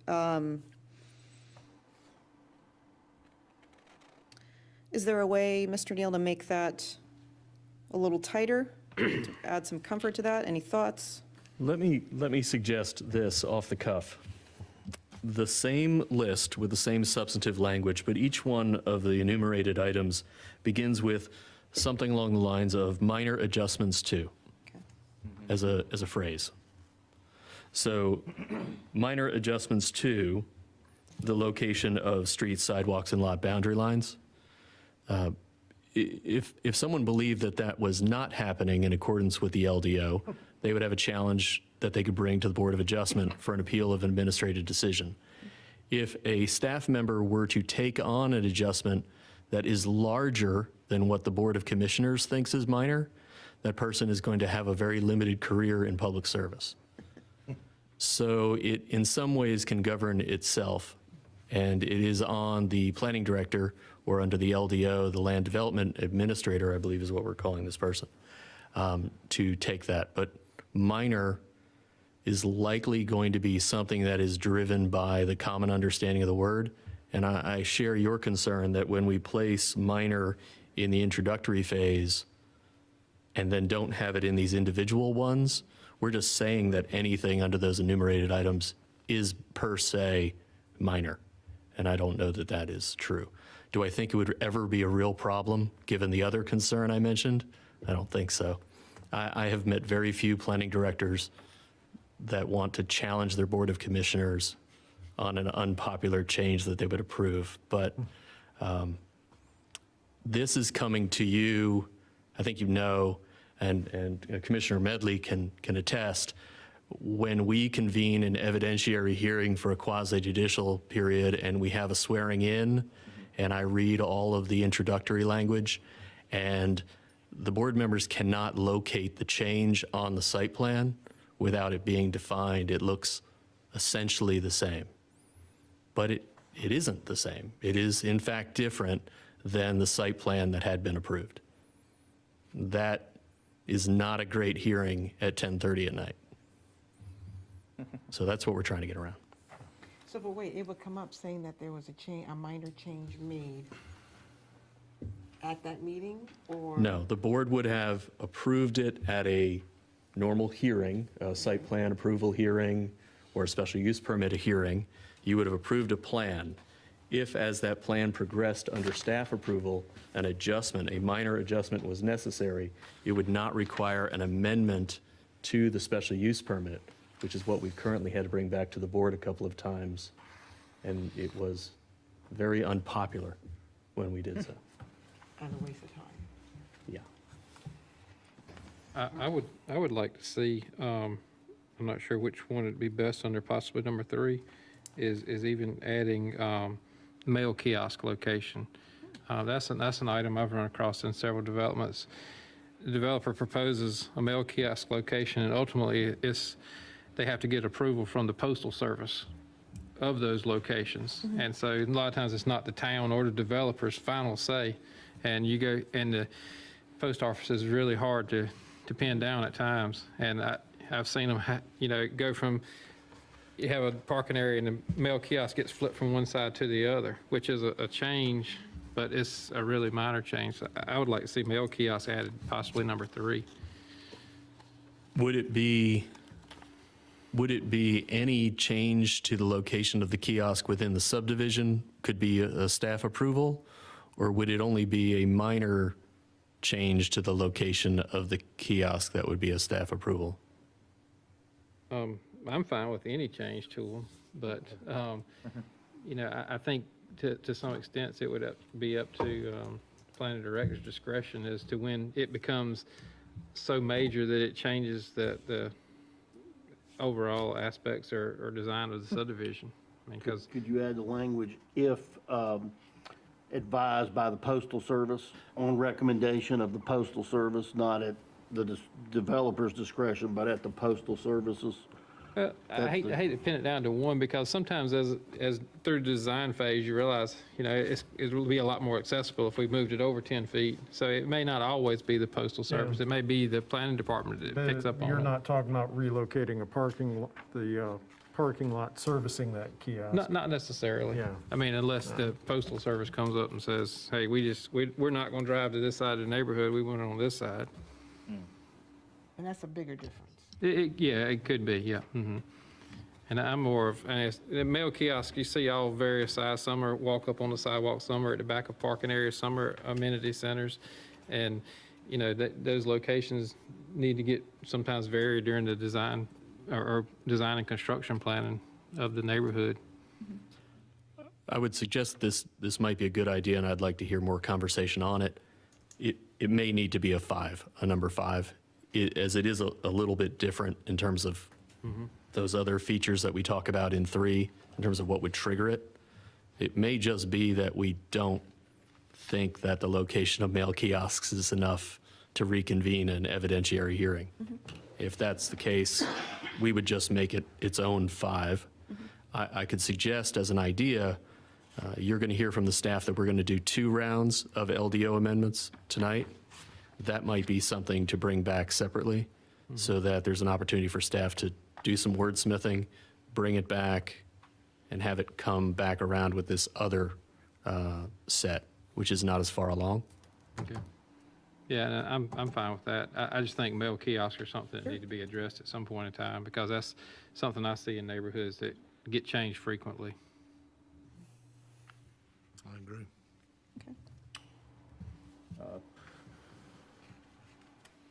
Planning director, that again is a typo. Page 11. Item 15D, I think it's about 6 lines down. It has that Board of Commissioners again. That's funny, okay. And That's that's our next one. Is it okay if we jump into that one? Oh, I'm sorry, I wasn't, yes, sure. No, I'm excited, I'm ready. Before we jump into that one, going back to the public facilities item, we need to add a definition for that under definitions and That is a facility housing government offices, shops, maintenance and repair centers, equipment, and outdoor storage yards. And that goes along with setting up the Rolesville Public Works Facility for success. And then the one that Mr. Cross was just talking about, I believe this is our last one to discuss in round one. Appendix A is our LDO handbook, and they have these great sections describing each one of our processes. And for the rezoning, we would like to incorporate the neighborhood meeting requirements into the rezoning portion of the LDO handbook. Right now, neighborhood meeting standards are in our public involvement standard procedure. So we'd like to take that text and bring it into the rezoning section. So that would be changing step 4 to neighborhood meeting, and then making the planning board meeting 5, and then the other 2, 6 and 7. So with the text for the neighborhood meetings, again, it came from our public involvement standard procedure. I did make one change in this text, and that is to have the applicants be responsible for mailing the notification letters. Yeah, I have a comment on that. I remember a couple years, many years now, I think, there were people upset because when the letters came, they came from the builders or the developers, and they were thrown out as junk mail because they didn't care about, like, Okay. hey, I'm not going to buy a house, I'm not going to develop anything, versus if it coming from the town of Roseville, looking more official, Okay, right? So one was junk mail and one wasn't, even though it was the same notification. okay, Probably want to specify that. okay. Okay, so you're saying you're not in agreement to that? I'm in agreement with them notifying, but I'm not in agreement of them using their own letterhead or mailing material, because like, if you got something that said Toll Brothers, you'd be like, check, right? Because you're not looking at that stuff, versus something from the town of Roseville, you're gonna see something that you'll pay more attention to it. No, and I agree with you, because I know a couple of years ago, that's just what happened. I won't Yeah. say where, but so many of the people who lived in the neighborhood said they never got notification, but the developer said, oh, we sent it and we posted it. And that just doesn't work. We also post it on our board outside and then on the website as well, so we One's try. push, one's pull, though. I would have to go check the website every day to see if something's point. new versus you getting mail Right. specifically for that Inviting event. you because you're an affected property owner, sure. And how many come here? I don't know, James and I see quite a, and I see lots of people come in. Let me when- just say, I don't, I mean, other than having to be here for that. And then what Donnie said, he didn't even get, you didn't know when they had, Yeah, that's what, and like I say, if I overlooked it, I don't know how. I mean, I just like to say, I don't recall, and I know several of the neighboring areas didn't recall that February 11th meeting. Sure. but, Yeah. What is the process currently now? I know that the developer, I guess they submit a list of who they're going to notify to the town? We and have then- a requirement for the distance, and I've been asking applicants to provide us with the mailing list. In the last round for the Preserve Moody Farm, James prepared the letter and mailed it. I have a suggestion, that, and this is stealing from the city of Raleigh a bit. When their notification letters go out, there's a standard letter that the developer has to create the letters and put them in a postmarked envelope, and they're already addressed, and they're delivered to the city, and then the city mails those out. So it takes some burden off of staff by preparing the letters, addressing the envelopes. It puts that back on the developer, but We the make sure letters they're then mailed. come from the town. and that's how my town did it in New York as well. Okay. That's cool. I mean, but the developer still paid for the postage. Yes, because just- I know okay, in the just city of making Raleigh, sure. we deliver, the letters are addressed to each individual. They're folded, put in an envelope, and the envelopes are not sealed, but they're addressed. They're postmarked, they have the town's return address on them, and then the town just, or the city seals them up and mails them out. Okay. So it takes a lot of burden off of staff. Okay, so it sounds like the concern is making sure it's looking like it's coming from the town of Rolesville, so people hopefully notice it and pay attention. That should be something I guess we should explore a little bit more, yeah. Okay. I still have an issue with the feet, 200 feet. I mean, it's better than 100, but what does 200 feet really cover? Because I know in the villages, when Roseville Elementary School came in, not even, how far did it go? I think in the villages, just the first row of houses next to the park, that was covered, but it may have been 100 feet. And I know I said this before, all the way up to, on Main Street, it didn't go past Frank Eagle's house. And that was Roseville Elementary School. And it all depends on the size of the parcels. It could, the 200 feet could cover one, it could cover three. I know, but with that said, how are you notifying the people who should really be notified? How do you gauge that? That's a tough one. I guess you have a standard and you apply it and hope it works reasonably well. And I know, and I said this before, if you go too far, then you may get rentals or people who live out of. Which they're not really even, doesn't you know, affect. Or, yeah, it doesn't really affect them. It may affect somebody across the street who says, for example, lives in Wake Forest, which is not the case on Main Street. How do you make sure that those who need to be notified are? I don't know that there's an answer to that, but it's just a little worrisome when you have some type of a development taking place and only the people who back up to that property are notified versus their neighbors across the street. I think it's tough anytime you set a distance. If we increase it to 500, that person at 550 is going to feel left out. If we increase it to 1,000, the person at 1,050 is going to feel left out. So, I mean, It's tough. I mean, I get it that it is tough for that, but when you only have like maybe 20 people being notified about something that's happening, again, I don't know that there is an answer to that. I think my bigger concern is just ensuring that the letters are mailed out so that the neighbors receive them. And so that, and a lot of, especially in neighborhoods, it gets, with the Facebook pages now, it gets passed around quick once it goes to a neighborhood. That's true. It does, but not everybody's. Yeah, that's true. No. That's true. It's like you can't win for losing, but. Does Rolesville Planning maintain a neighborhood organizations list? Or does Rolesville maintain that? I know, as you know, Commissioner Moss, some of the cities require 200 feet plus notification to those organizations that have registered for notice. So that allows those groups that are overtly interested to always be notified without increasing the burden. The challenge of the distance situation is a math issue. As you go from 200 to 300 feet, it is not linear in terms of the expense. Roseville does. No, as the area gets bigger, if you increase the radius by 50%, you don't increase the postage by 50%. No, I meant like in terms of like HOAs and things of that manner. I'm sorry. So. Right. So if we have that is one approach that I have seen if we're looking for a compromise. Also, homeowners associations with common area within that 200 feet are required to get notice. So there is that opportunity as well when there is an active HOA. So what did you call that program? Neighborhood notice, neighbor notice? A registry, I know that Raleigh has it, Cary has it. It's in addition to the radius, there's also a notice that goes to these registered folks. I don't remember what it was called, what Cary called it, but Basically, that's something staff could put together, and anybody in town, whether you're it's just a Miles or list. The staff doesn't have, the staff just maintains the list and, Down to whoever on the and distribution. the staff doesn't send it out. It's just in addition to the other postage you're doing, you also have to notify the League of Women Voters. You need to notify the Northeast Central Citizens Advisory Committee because they have chosen to register, and I think they have to re-up every couple of years.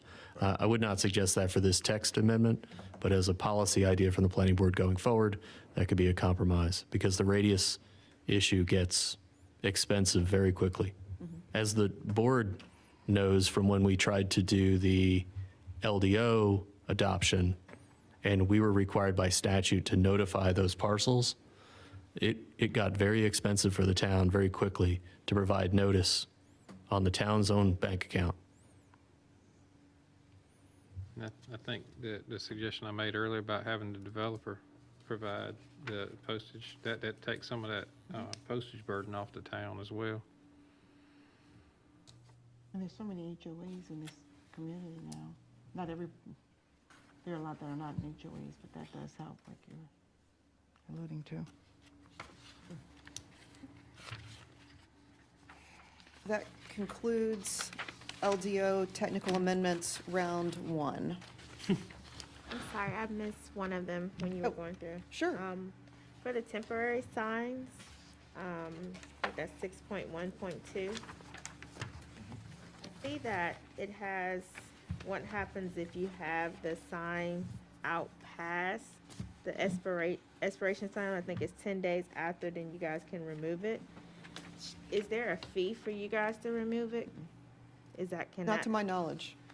I'm asking that because that means that, for me, I'm just thinking out loud, if I knew I had 10 extra days and you guys are gonna pick it up, why would I pick it up? Does that make sense? And That's a that good might point, be yeah. my attorney brain. No, 'cause no, I'm always that- thinking of those. I would probably think that way. Point. Yeah, I mean, cause you're gonna pick it up 10 days later, no matter what. And right now, we don't have a code enforcement officer who would do that thing. We're looking at getting one in the new year. So as far as enforcement goes, we're not going to be heavy on the enforcement right now just because of staffing. But that could change, but you're exactly right. Is that work we want to do. You know, I remember a couple of years ago, there was an issue where signs, they were election signs. So they were being placed too close to, what is it, like the public right of way, I guess? And the town was picking up the signs. And they were giving, I think it's not a good idea now, but they were holding on to those signs until X amount of days, and then they were just having them destroyed. But I like Renata's idea of, everybody reacts when it's going to hit their pocket. But This item is going to come back to you. Yeah. Yeah.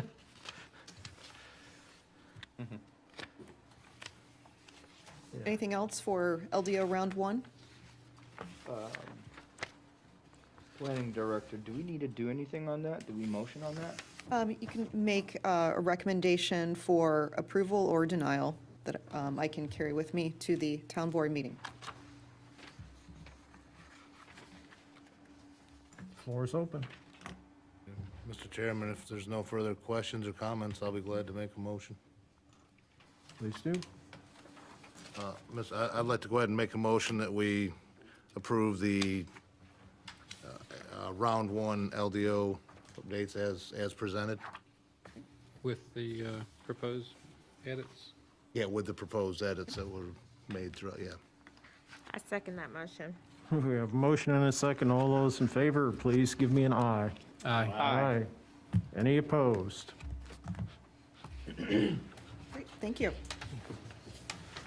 Next up, Round LDO, 2. LDO round 2. And a little background for LDO round 2. In September 2021, a car crashed into a manufactured home on Burlington Mills Road. And Mr. Cross, I thought about this when you were talking about Yeah, not that safety. school bus would do that, but. But a car crashed into a manufactured home. And after this happened, the property owner called up the Town of Rolesville Planning Department. And after speaking with several staff, he learned that he is not allowed to replace his manufactured home. The reason for that, he originally placed the home in the late 1980s.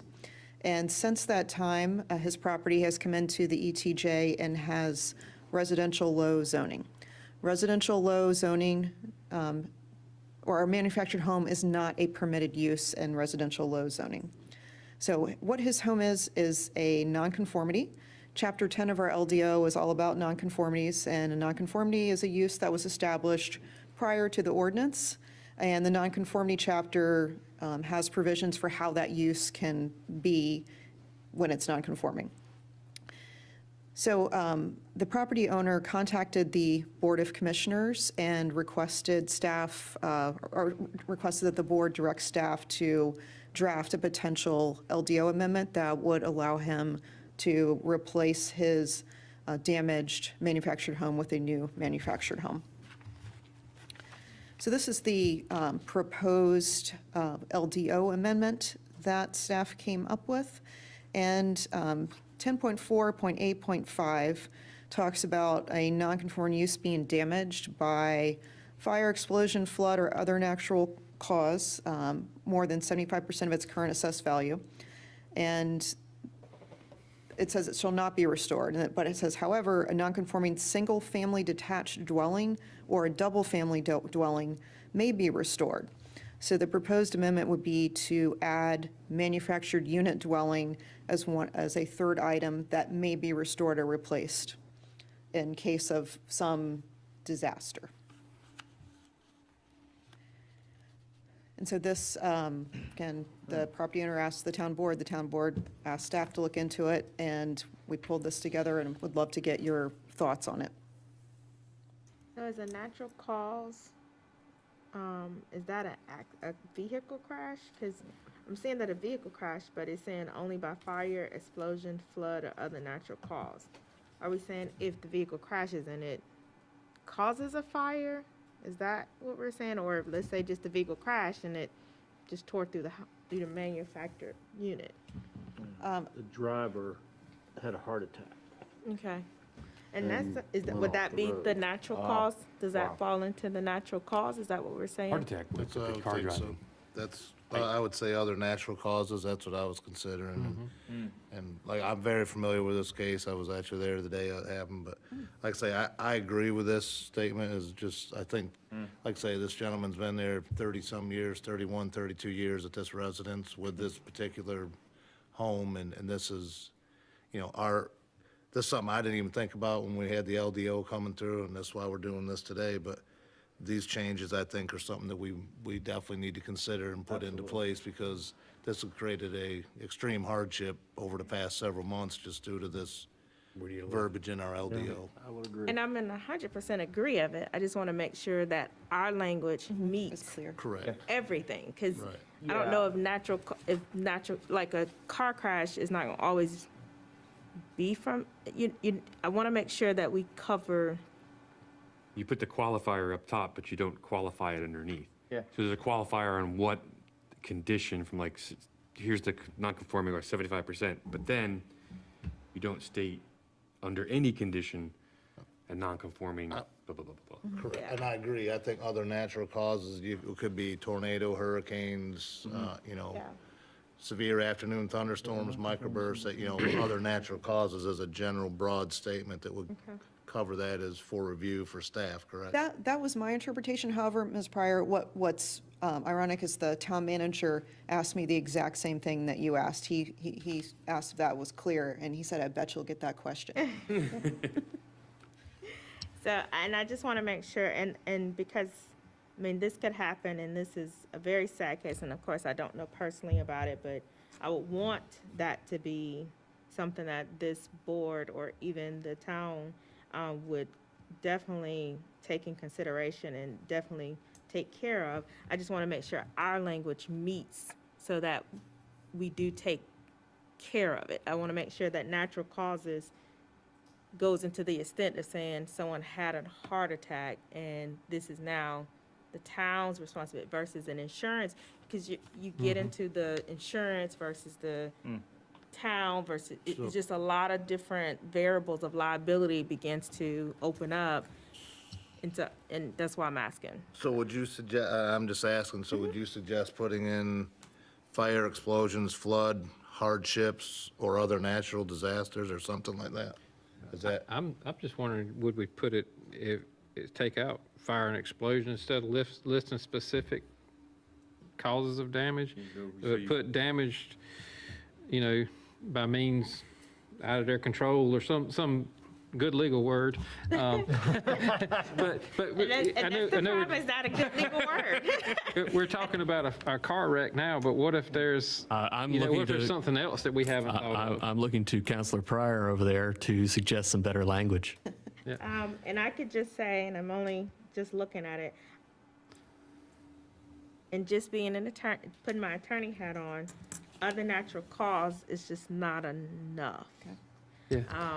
And I want to make sure that part is, because that comes up for the interpretation of the hearer, and it doesn't come up for the interpretation of the standard, if that makes sense. Yep. So it makes it more suggestive, or it makes it puts it in the hand of the person that's hearing it to determine, is this the story that I'm gonna go with for this one versus the next story might not line up. So we wanna make sure all of our standards stay in the same area so that each time, and we, of course, we're always prayerful that this will never happen again, but if it does come forward, that the policy has the availability to fall into the standard, and that doesn't come back, because it's not gonna come back to us. It just happened to happen because of this time, because of the amendment. But it might not come back to us, and it should have been designed before. So my suggestion, I do like the taking out, I do believe it needs to stay with the fire, explosion, flood, or other natural causes, but I do believe that there should be maybe some definitions. Always helps with what are natural causes. What is a flood? What is a fire? And I know we know what fire and So flood. what if we had a domestic situation and there was a standoff and the thing got shot up?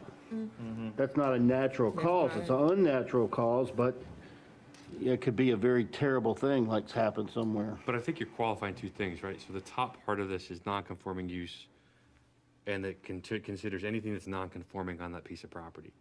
But then you're coming back and later stating, in the cases for single-family, detached, double-family dwelling, or manufacturing, may be restored. Right, so there's no condition on the non-conforming single, so you can be destroyed by anything at that point. Because what you're saying is 75% damage to somebody has a garage on a residential, like a commercial garage on a residential property. If it burns down due to natural causes and 75% is damaged, you can't replace that garage. That's the top statement, right? The bottom statement says there's no condition, right? It literally comes back and says for single family, double family, or manufactured home. Go ahead. Right. Yeah. And I agree, we need to get it correct, whatever verbiage or terminology we're gonna use, but, because like I say, right now, this gentleman's been out of a home for 2 months, as of today, actually, and it's we'll been make it right. back and forth through a lot of, I do have a comment, suggestion, recommendation here. So if we could just say for that first line, if a non-conforming use is damaged or destroyed, remove the fire, explosion, flood, or other natural cause, maybe, I don't want to keep it vague. I do hear what Board Member Pryor is saying too. We do need to define it, but at the same time, do we want to kind of lock ourselves too tightly in a box? And then, of course, what a planning board member, Mr. Hill, said too as well, what if his home got shot up, by accident, who knows? Hopefully that doesn't happen, but. Do you unqualify it when you talk about the bottom part, the residential part? I was gonna get to that too, well, on a separate note too, because I know we're getting hung up on the, how is it destroyed? But the important issue here is that the first sentence is what is not a right. It's a prohibition. Okay. It's what's called an amortization provision of a zoning ordinance. It is saying that if your non-conforming use is destroyed beyond 75%, you are out of luck. Yep. You are just out of luck. And then the second line, The second line says, we don't care how your personal home or dwelling came to have problems, you can restore it, and we won't look into how or why. okay, that gives me a lot of clarity. So what I really wanted to add was, are we missing out, non-conforming multi-unit dwellings? That'd By be an chance? apartment Or is complex. that covered already? That should be under commercial. Is that The more double commercial, family. or are there some residential that are like that? So I'm just curious. I know that no, that would be considered commercial. All right, never mind. Just something to make sure that we are covering ourselves all together. It is a reasonable consideration to think about whether townhomes should be in the permissive sentence, the latter sentence. It is difficult to administer how that could work, because as an attached, single-family attached dwellings, if one of them were to burn down, the ability to administer that under a rule is challenging. And we would want to be using the first provision in all likelihood and considering how to deal with that under the building code. Whereas under the latter provision, it's pretty easy as a equitable remedy to just allow folks to get back into their houses. Yeah. It is just a challenge of apartments, attached condominiums, towers, townhomes, and those sort of engineered complex structures. It's challenging first to evaluate them and then to even understand what it would mean to repair or restore. And so it appears that a prior drafter punted on that and failed to include manufactured unit dwelling. And that is all we're trying to close the gap on here because it doesn't raise a lot of complex questions. Can I get a little more clarification being new? So I live on Centaur Road and over here in the ETJ, and one of my neighbors has, or several of my neighbors have horse arenas, horse facilities, boarding facilities. But the zoning at Wake County, I'm just looking at it, is R1. But their properties are 7 to 12 acres, 15 acres. So would that horse arena be considered a commercial building on that case? And would they not be allowed, if something happened naturally or unnaturally, to replace that with this on here? The answer is that I do not know how Wake County deals under their ordinance. And also some of our horse facilities are captured under the agricultural exemption. So there's an agricultural and animal husbandry exemption to the zoning ordinance. So if they fall into that, certainly they can restore. I don't believe we have those examples within the jurisdiction of the town. You're getting close in the ETJ. Right, But this, Mr. Pierce's is an ETJ. right. So to That would me, be I'm his, seeing similar. but his use is residential. Yeah. His horses are accessory to his residential use, so he would be okay. Yeah, this is an easy one for me. I'm not gonna dispute it. I just want to make sure that the individual here, Mr. Pierce, and others, hopefully, nothing like this happens, but it does happen, that it's not taking our resident 2 months to get their home constructed again or whatever. So I just want to make sure that we're not back here again revising.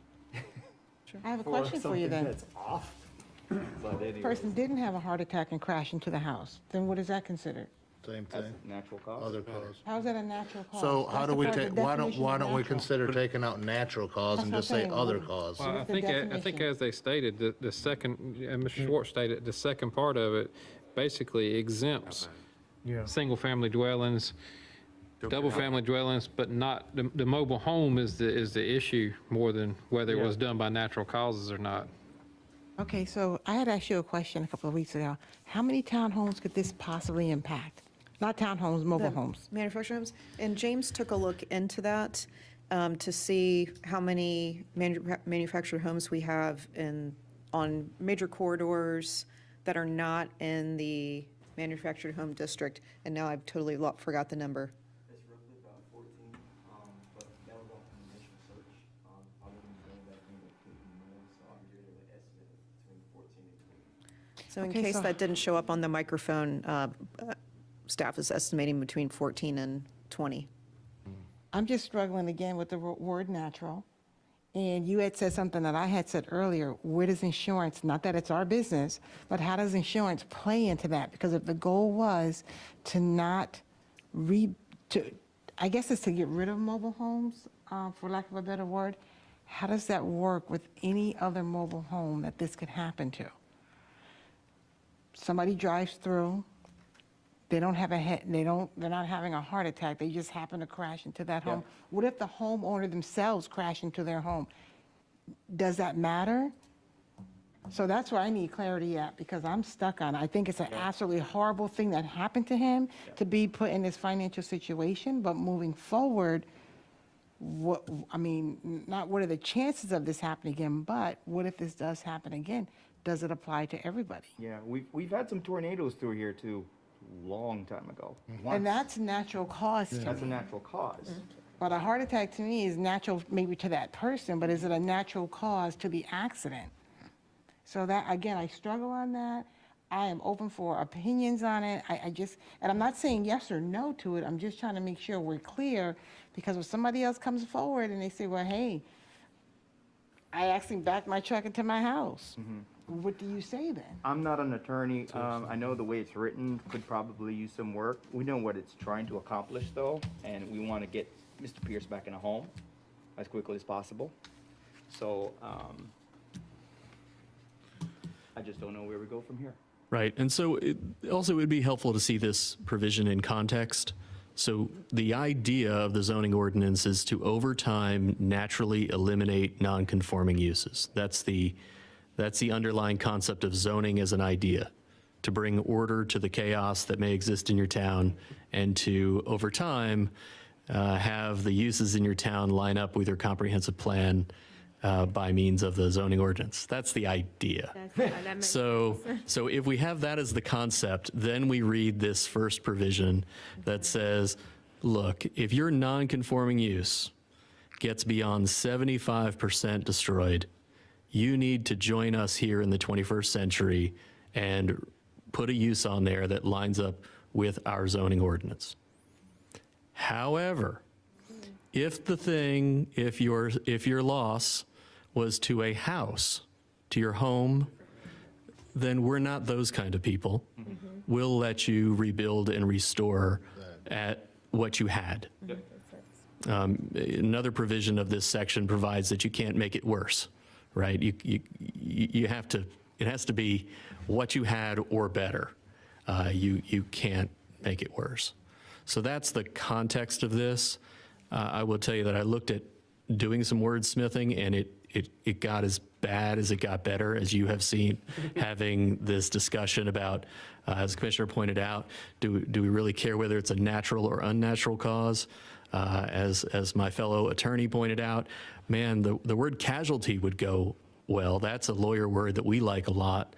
We could put casualty here, when in reality, what we really mean is, as the prior provision provides, you can keep your non-conforming use on your site forever until bad things happen to bring it below 25% of its value, at which point we expect you to conform to the current law.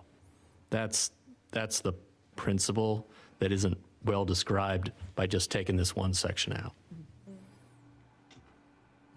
How about that for a long, pedantic lecture? I just don't feel like we're any further along after you just said what you said. But it's unfortunate, though. Luckily, was he home when that happened? His fiance was, yeah. Was that the only injury, was the person who ran into the home? The two people that were in the car were both injured. Well, y'all have a decision to make.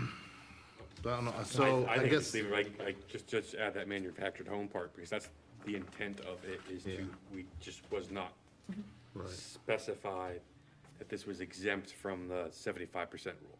right. And so now you've turned around and said, you had a home, it was a mobile home, it was destroyed by some event, it doesn't matter what it was, you can replace it. Which I'm fine with. The guy got a place to live. Right, exactly. That's why I'm trying to figure out the wording and terminologies just as we're talking, but I'm writing it like, so if we did, if a non-conforming use is damaged or destroyed, somebody brought that up, by fire, explosion, flood, or other causes, do we just take out the natural? Would that make Well, it sound better? I think we're good. The however says, if this is a single-family residence, you ignore that first sentence. It doesn't apply. Only ignore it, yeah. Yeah. Good point. We'll just leave it as staff has presented? I would leave it there for now. And I'm I fine think with that's the that, way to too. go I'm just personally. I'd taking leave it there for suggestions. now, For him, but it's getting manufactured in there. Yeah.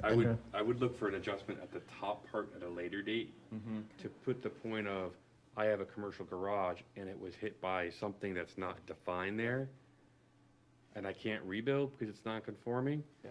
Okay, if it's over 75%, yep.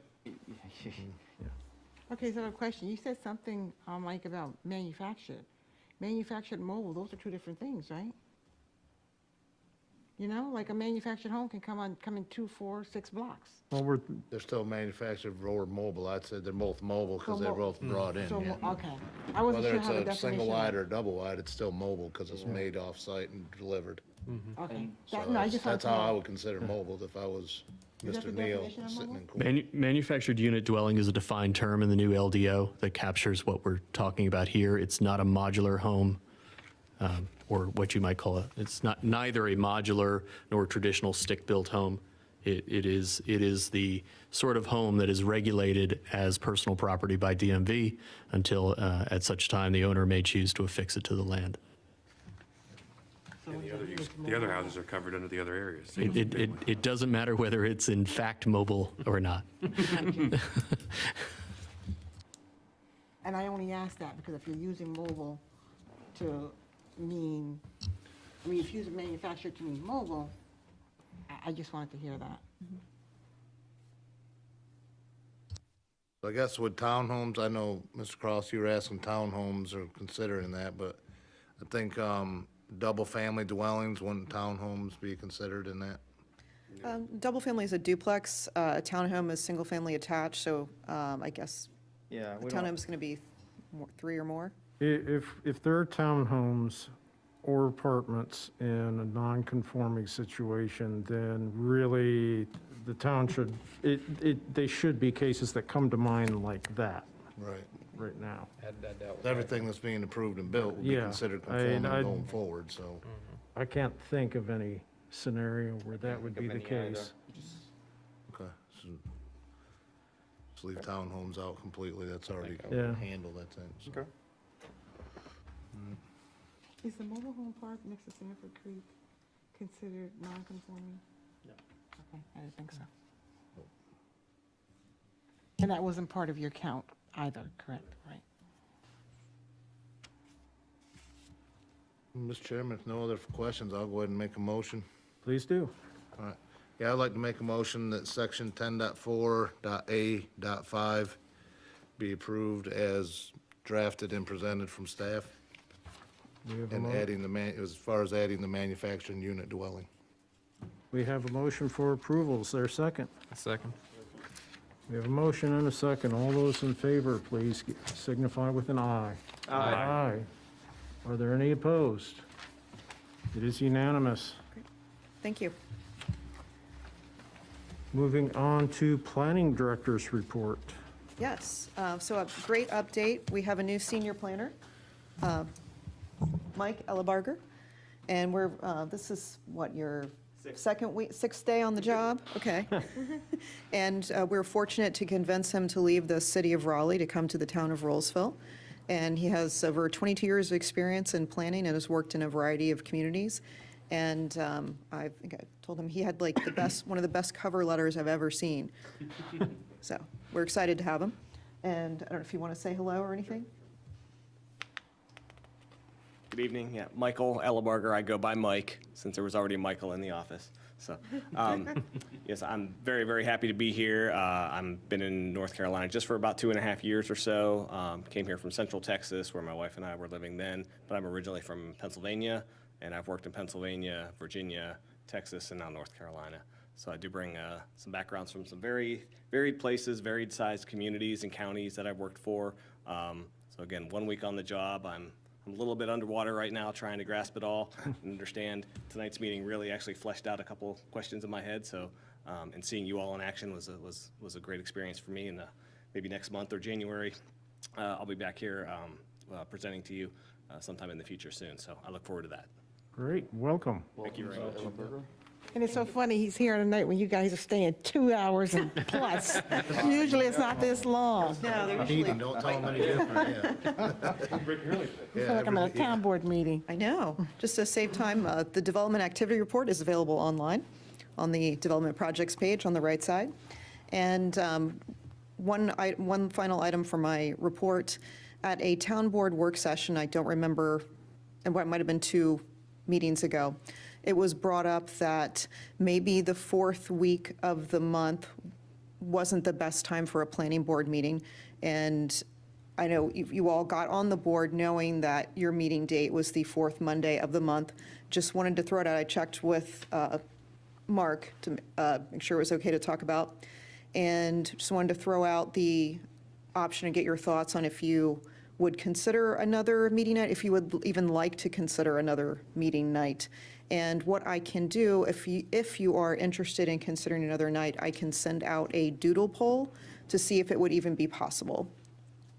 I don't know if you've had one of those before. It's one where you check off all the days you could make it, and we just see if there's a match. If there is, great. If not, we leave it. Yep. That's They would be send my out suggestion. An agreement to just take a look at it and make some changes if Yeah. need. And the reasoning by possibly changing it would be to give a little more time between the planning board meeting and the town board's business meeting, which is the first Tuesday of the month. So you said the 4th, isn't it the 3rd? It's 4th. It's the 4th. It's always the, It's just not tonight? this is actually the 4th Thursday, or, sorry, Monday. The 1st of Oh, November I'm was. sorry, I scrolled up too high. My bad. I lost a week.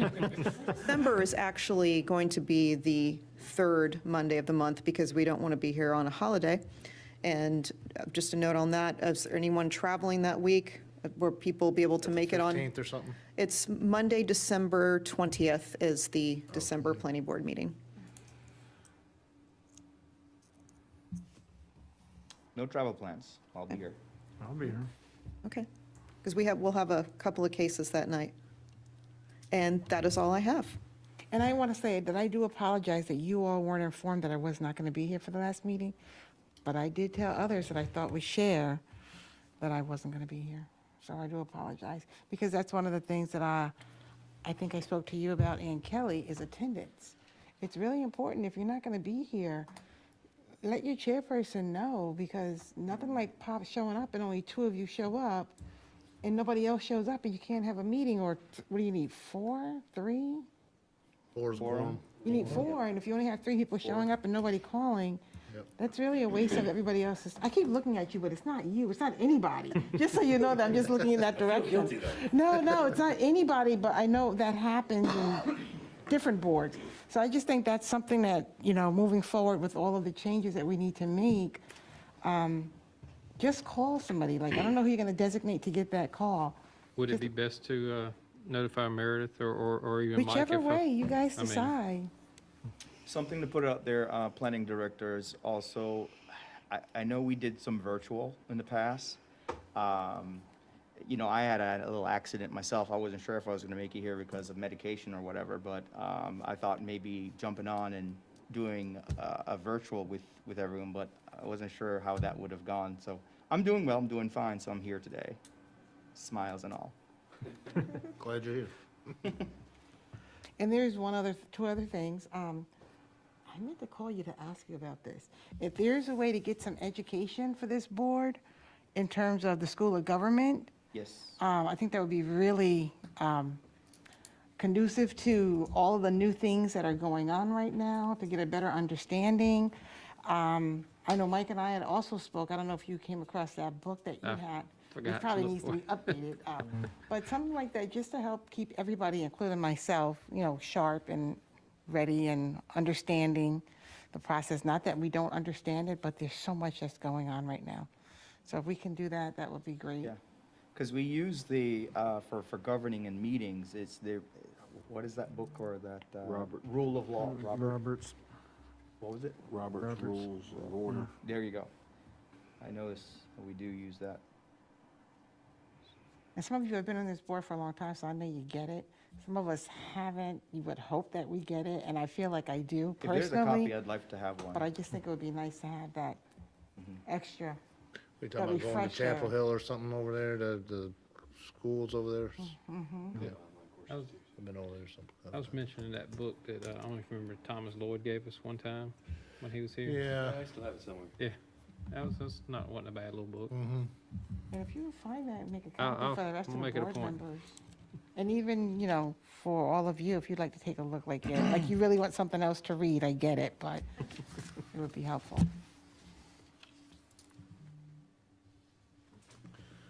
Next item up, town attorney's report. Very quickly, a housekeeping item. We did have a vote today on a site that was situated within the city limits, and we have not yet adopted the amendment to the LDO allowing ETJ members to vote on that. So for the record, if the clerk could have the vote of those members who are appointed from within the town limits, and that would become the official vote for the Broughton recommendation. Would that be quorum at that point because Donnie abstained? I believe, well, yes, you can't defeat the quorum by, he's here. He's here, It'd be three of us correct. voting. That would, since I'm an ETJ member, I made the motion. Would that need to be amended? That needs to be corrected, that's right. I don't remember what he said. This was case MA 2003 Broughton Townhomes, and we should have a motion made by someone who is eligible to vote on the matter.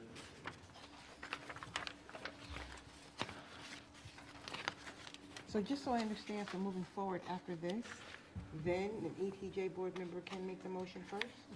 Yes, they can vote after that. Hopefully, if the Board of Commissioners were to adopt the amendments that were proposed today in round one, we will never have to consider this topic again. Okay. Just wanted to clarify that. Good catch. Well, I didn't catch it quick enough. We would have to come back and do it again, right? Yeah, so this is, I would call this a motion to reconsider, but I don't believe the first vote actually counted. So we can just take it up now, and this would be a motion by a city appointee with regard to Broughton Townhomes. I'll make a motion to approve the application of MA 20-03 Broughton Townhomes with the recommendations that were provided. By Commissioner Moss. Would be fine. We have a motion. Is there a second? I second. Thank you. We have a motion and a second. All those in-town members, please, who are in favor of the motion, please signify with an aye. Aye. Are there any opposed? The ayes have it, 3-0. Excellent. Well, we've now knocked that out, and we can tell everyone we followed the rules. Yes. The only other item I have was to make sure that I introduced Aaron Catlett, my colleague at Fox Rothschild. Aaron is seated here in the front row of the audience. Aaron expected to be your town attorney this evening, as I thought I had a conflict, but I do expect that Aaron, who is a member of our real estate development group and a land use attorney by practice, will be here in the future, at least some of the time, and perhaps all of the time as your planning board representative to help you along. So I am not going to make her stand up and speak, but I'll tell you that Erin is both a Wahoo and a Tar Heel, and she has been with us for almost 1 year. That's right. Yeah. Not a Tar Heel. Welcome. And the only one in my house. Welcome, Aaron. Welcome. But welcome, though. Any other business? I just had one question I should have asked when we finished up the Mr. Pierce. Is that, when will that go to the town board? Is that going to the town board next? And when will he be I'm notified? going to take it on December 7th. December 7th? Okay. Are you going to be there? Sitting in the front glaring at us? Maybe. No. I'll have a representative, how's that? One other piece of business. Everybody have a happy Thanksgiving. Thank you. Be careful throwing your And the floor is open for a motion for the final item of the evening, adjournment. motion to adjourn. Is there a second? I'll second. All those in favor of adjournment, please give me an aye. Aye. None opposed? We are adjourned. Thank you.